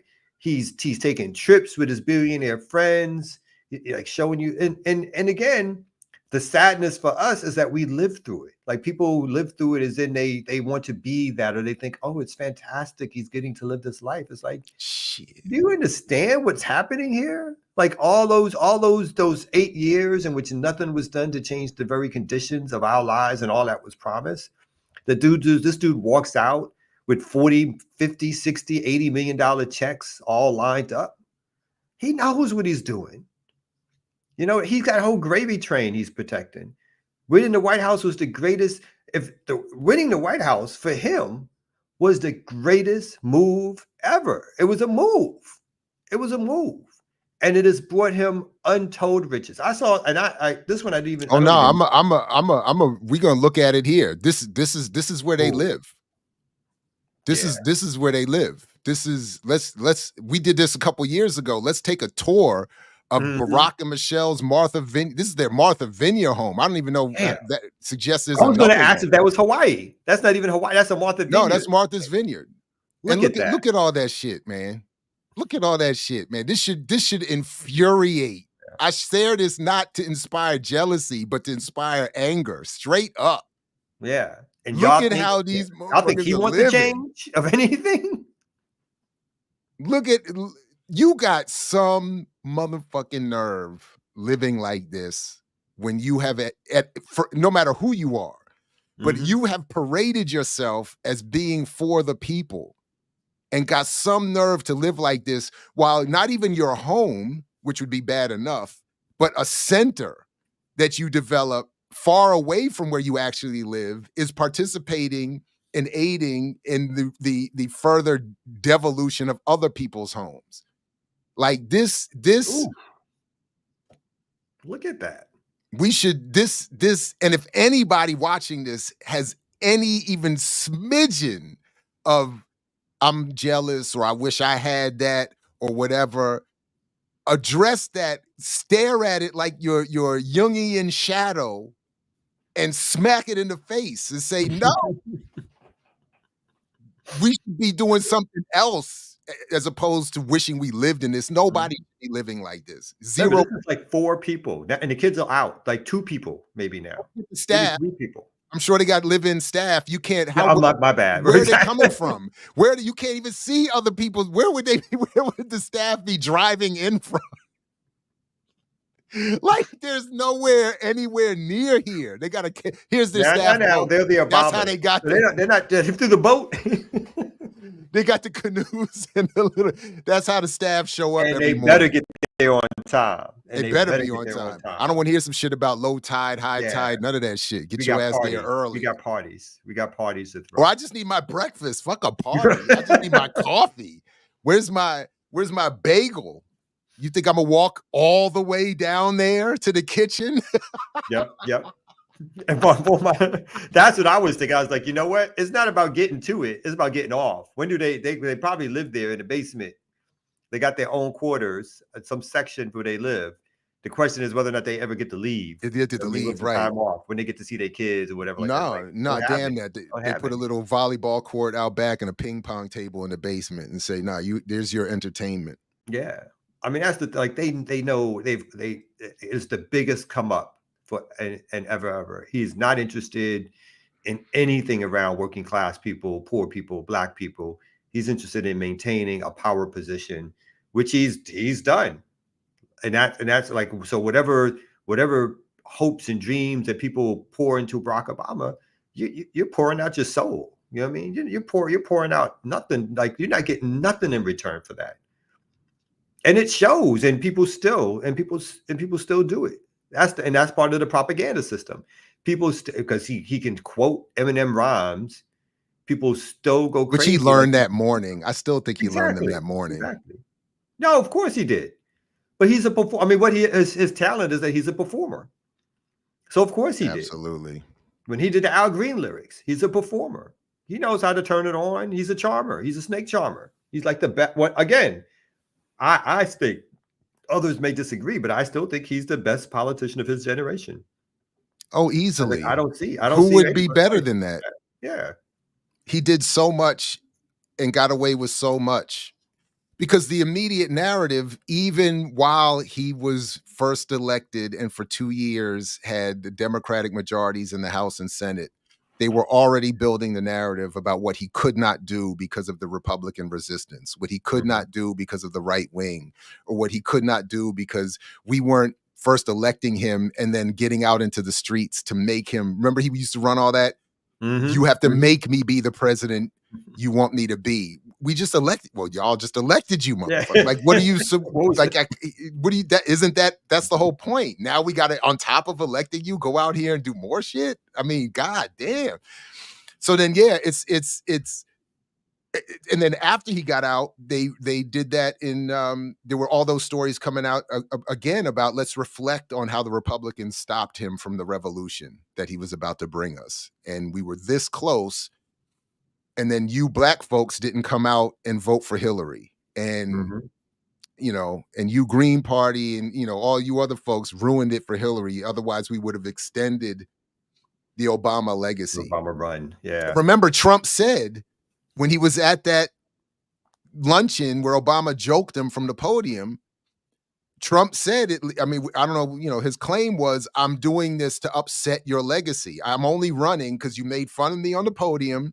And now I'm going to mess up your whole Obama legacy just to spit in your face. And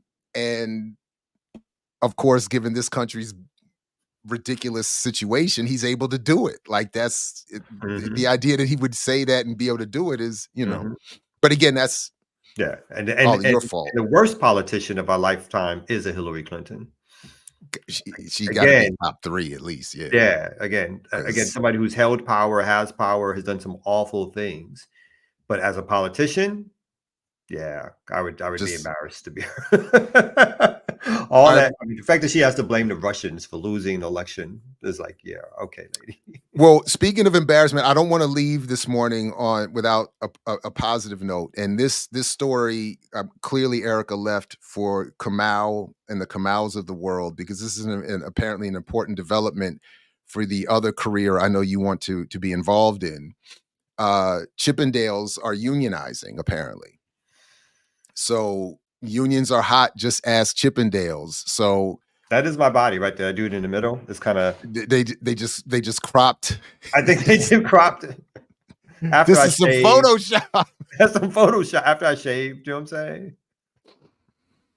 Las Vegas is very much a union town. In September, after decades of work from Unite Here's Culinary Workers Union, hotels and restaurants on Las Vegas strips officially became 100% unionized, drawing a celebratory visit from Acting Secretary of Labor Julie Su and winning a historic wage increase for 4,000 workers at the Venetian Resort. Oh wow! All right, so shout out and the Chippendales, the world's most famous male review, have added another accessory to their trademark cuffs and collar, a union card. So there goes Kamal photoshopped again. I don't know why. Like, they don't have other people that they can point to. They got to Photoshop you into every one of Always these. Yeah, because I mean, what else? That's are they gonna crazy. use? Yeah, I don't know. That's crazy. We're the gonna Giga take our Chat. best one and we're just gonna put him. Did you see? I did watch last year. I think it was last year. The documentaries. There was a couple documentaries, and then there was a dramatic piece with the dude, the comedian that got on steroids and got himself in shape eventually. The Indian dude, I think, or Pakistani dude. Oh, I know the dude you're talking about. Yeah. But he played the guy that, because there was a murder, a famous murder, like the founder of Chippendales was killed, right? He killed somebody else. He shot and killed somebody else over trying to break away and do something else. Something about like the people who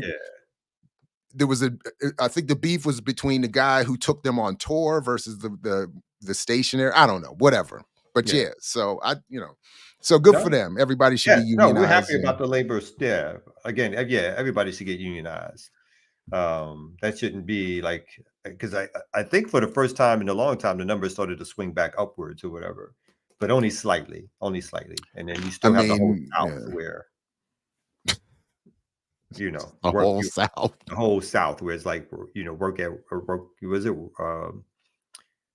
at will? Yeah, at will employment here in the South. At will employee, yeah. That's it's well. So shout out to them, and we know that when Kamal leaves Black Liberation Media, I'm self-assured to have a union card. It's very important. That's part about it. Yeah. I go back to regular daytime hustle. Yeah. Just a little bit more good news here. 50 Cent is reportedly the second largest property owner in downtown Shreveport, Louisiana. That's not hard to do, though. Yeah. No offense to Shreveport, B. I mean, my man has made a big comeback. It's so I thought for a while he was about to go under, and then I guess these bad. Oh God, the G Unit. These bad G-Unit Film and Television. He opened G-Unit Studios in Shreveport, the largest Black-owned studio behind Tyler Perry. The 985,000 square foot property is being used to operate a production studio and/or activities and uses related to the promotion or development of the film, sound, light, movie, television, broadcasting, recording, and arts industries. So, I mean, he totally reinvented himself in a way where it's just like some people might not even know he was a rapper. Oh yeah, he's one of those people who is. He's buying up vacant properties and. Oh God, what's that? Look at that! Look at that! That's where you want to go to get your production stuff done. Yeah. Hey, you know what I mean? There was a point where it felt like his career was done. Like when I thought he was going. I know they had the famous, like he sold the quarter water, the Coca-Cola for some money or whatever like that. But then all of a sudden it was like you didn't hear nothing. And then the vitamin stuff, vitamin. Yeah, and then this dude all of a sudden is producing Hollywood shows or whatever. So listen, I ain't gonna front. That Power series is it, man. I still have never seen. I've not seen a 50 Cent production. Not one. I don't think I've not 1 second. You can get to see Mary J in her finest acting. I'm telling you. Look, I'm sure it's not great, but when she was in the Umbrella Academy, she was good. She was good. I thought she was good in that. Yeah, I thought she did well in that. To be honest with you, I did watch the thing with Terrence Howard. What was the one with Terrence Howard? Empire. I watched that. I mean, that was pretty bad. Taraji. Yeah. It was pretty bad, but it kept me watching. It was like, when something's really bad, but it still is like you keep on watching. It's the car accident, Yeah, exactly. It was so bad, but I was like every week I was. You ain't like Empire? Stayed as bad. I wanted to like it. I started to like it at first. I think it was the time we were searching for some new shows, whatever. And then started we found the black show, started watching it. It was just the level of silliness kind of thing. I can't white drama, black drama. If you're gonna make me buy into it, you gotta at least I gotta feel like the acting is up someplace where I'm like, oh, okay, I can see that happening. And I never brought into all the character and all the shifts and all that kind of shit. So sometimes people work it and sometimes they don't. But I feel like we watched like 2 or 3 seasons worth before I just gave up on it. I felt the same way about what was the one about the family in Louisiana, also the New Orleans, like they own property, the sugar or something. Was it called Sugar? Wasn't it I called think it Sugar? was. Yeah. So I Queen watched Sugar. Queen Queen Sugar. Yeah. first season, really liked, and then I felt like there was this dramatic drop off. But again, I watched all 3 or 4 seasons of it, and I almost hate watched it to be like, is this over yet? But some of it, like at first, I really liked it at first, and then it just like resorted to some overacting and some cliches and some like, what? Who would do that? If I got like, why are you doing that? If you already got this, and like the plot holes were just too big, and it's like, oh, okay, this. That's the thing. When you start seeing the plot holes, and you can like visibly, basically physically, it's like, nah, man. But I will say, Queen Sugar at least had. I saw one episode where they had music from DC's own Odyssey in it. So I was like, wow, good for him. He got a track on a what I thought was here was the biggest plot. So they had the activist. One sister was the activist organizer, and then she was secretly in love with the white cop. And so she had that would have done it for me. Yeah, I'm not watching. She had an affair with the white. That was always like, no matter what happened, she somehow always went back to the white cop. Even after they did a storyline where he basically was a part of a crew that was involved in beating up a young black man, causing him to lose his ability to walk, and he's in a wheelchair. Wow. He went to jail for it, prison for it. Came out, apologized, all that kind of stuff. And apologized. I was young.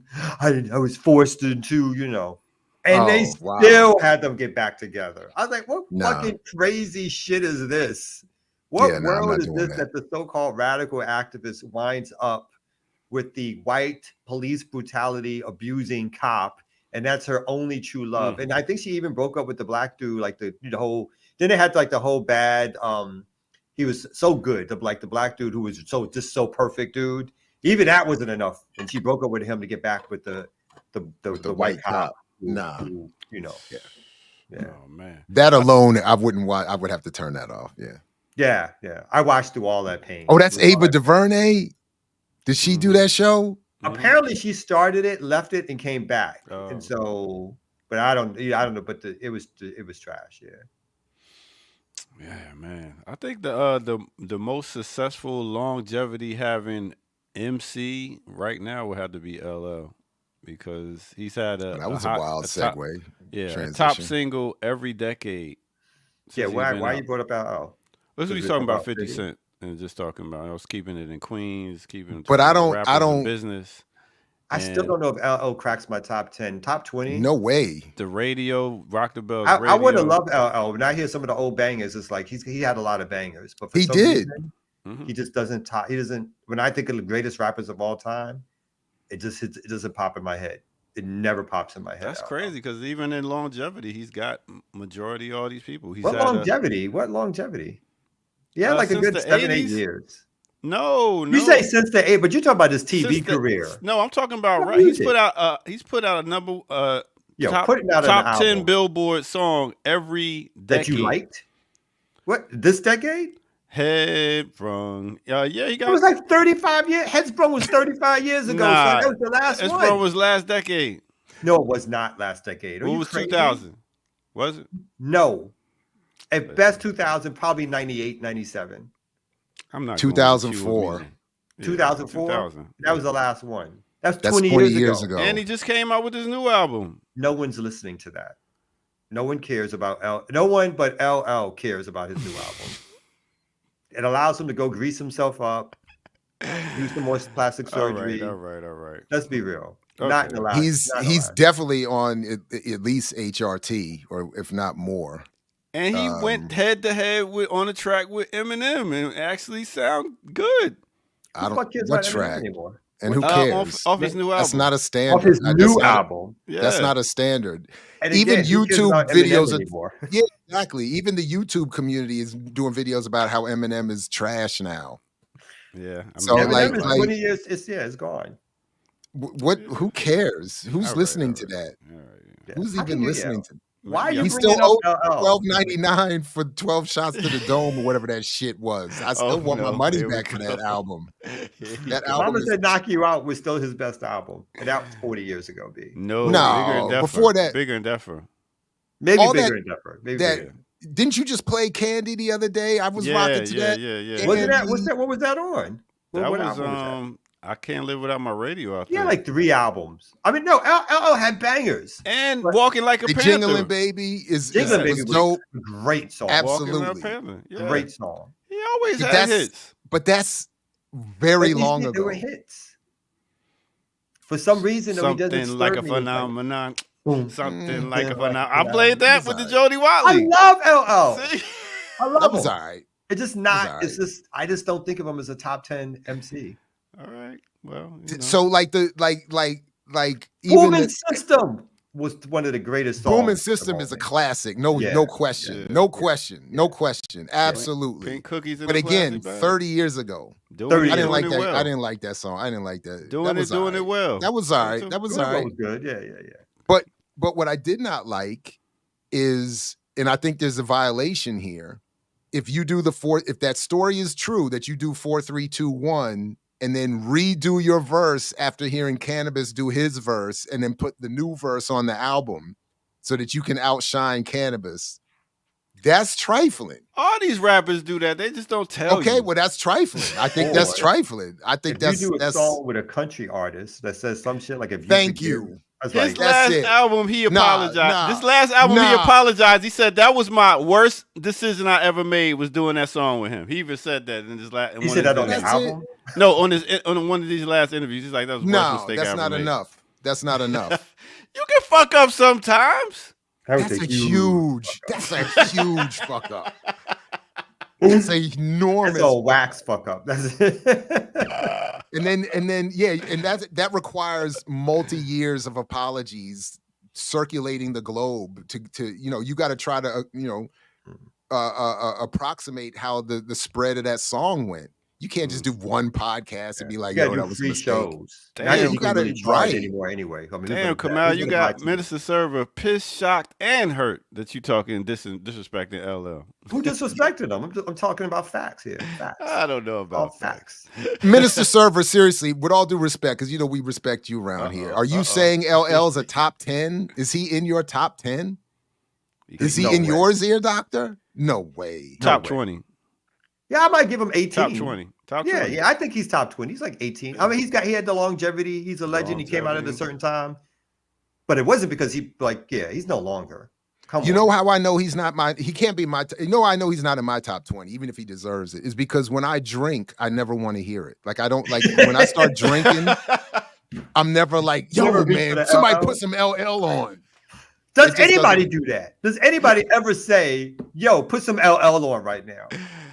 It's like when it happens and you're like, oh shit, that was great. Oh shit, that was fantastic. Right. Yo, that was the man. That was the man. When the you DJ never puts it go. on, you be like, you never Yeah, right. go, yo, can you throw can you throw some LL for me? When have you ever heard that as a DJ, B?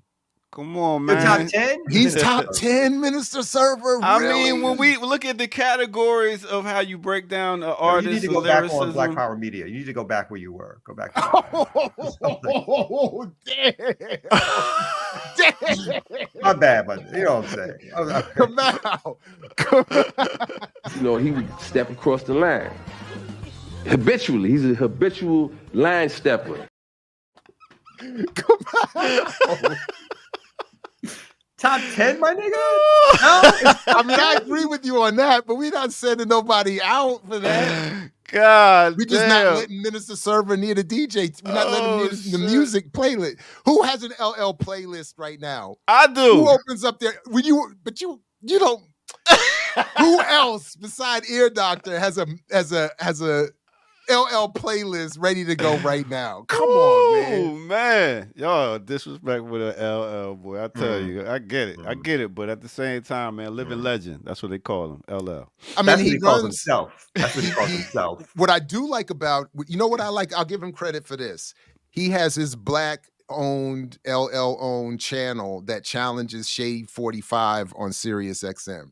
Mhm. So I won't listen to Eminem's channel just on GP, but when I will roll through LL's channel. So shout out to him for that. Because why would Eminem have the only hip hop channel on Sirius? That's Yeah. Actually, I do listen to LL's channel. Yeah, Rock the Bell Yeah. Radio. He giving Rock the Bell Radio. Yeah. Roxanne Shante, a bunch of Might be people, the old school rappers, jobs, employing Yep. them and everything. So pick up the But I do refuse to turn on Shade 45. just so come out. He said know on he said- site. Oh, damn. You know who he been hanging Sister. around with? Oh, You my know who he God. hanging around with? He said, "I'm in your town, my nigga." Yo. Oh no! Another feud. That's Oh, that Jersey yikes. shit, yo. Relax, Yikes. minister. Relax, minister. We cooling the gang up here, yo. Yikes. Yo, it's time to get out of here. First of Dang, all, it I is. won't be doing a classical breakdown. Kim's under the weather, so we're gonna postpone that till next week, and we're gonna do the '70s Stevie Wonder albums, and get back to that. What else you got going on? Not you, Kamal, Jared. Well, Kamal will be back with us tomorrow. We got remix No, Friday. I won't be. I'll be on the plane Oh, my tomorrow. Headed to God. Baltimore. Here I'll we be going to go. Baltimore tomorrow. Are we Oh, getting? my Me, God. the kids, everybody. Have you talked to Curtis? Is he coming tomorrow? I'm assuming Curtis should be on there. No Okay. reason for him not to. You better be there. Alright, You alright. can't have one bad day or one, and I'm just give up. saying. We One gonna bad find out. argument. One bad argument. Hell, One that bad was the case, argument. nobody would be on the air. You know what I'm saying? I don't That's know. bad. We gonna- It'd just we be a gonna whole bunch see. of empty chairs around. I here. know. Curtis, He all right. where you at? I know you watching. Stop playing. You coming tomorrow? All right. He'll tell you. the You text. said you bringing the He'll text. family to Baltimore tomorrow? Yeah, everybody's coming. Yeah. The kids, All right. the dad's coming. I'm coming. Yeah, we all together. Better order a bucket of Kentucky Fried Chicken and welcome them, Jared. That's how No, do I that. was good. I was actually seeing if I was. It made me start thinking. Can I get my kids to come home and we could all link up? I don't even know my Oh, we should. oldest. Oh, my wow. oldest man. She too cool for me right now. She hadn't even returned my last text. Damn. That's how trifling. That's how trifling these kids get. She's like, She enjoying she's like, I life. finally got a freedom. phone. You think I'm She was like, I already got my money. I'm good. I got freedom. What do you mean? All right, Trifling, so that's what it is. We'll be back tomorrow morning at 8 a.m. with some more Remix Morning Show. Thank you all for tuning in. Make sure y'all hit that like, subscribe, also donate at blkliberationmedia.org. And we got much love for y'all. Thank y'all for loving us. All right, with that said, we out. Peace, my people. Blah, blah, blah, blah, blah. Let me get my... There's no reason to believe. Oh, I got that. Oh, I got it all wrong. Here we go. Let's end it off with some ratchetness on the Remix Morning Show. There's no reason to believe she'd always be there. But don't put faith in what you believe in. That's getting you nowhere. Cause it helps you never give up. Don't look down, just look up. Cause she's always there behind you. Just to remind you the two hearts living in just one mind. You know it's too hard living in just one mind. I get there. Now she ain't really pretty, but she got it.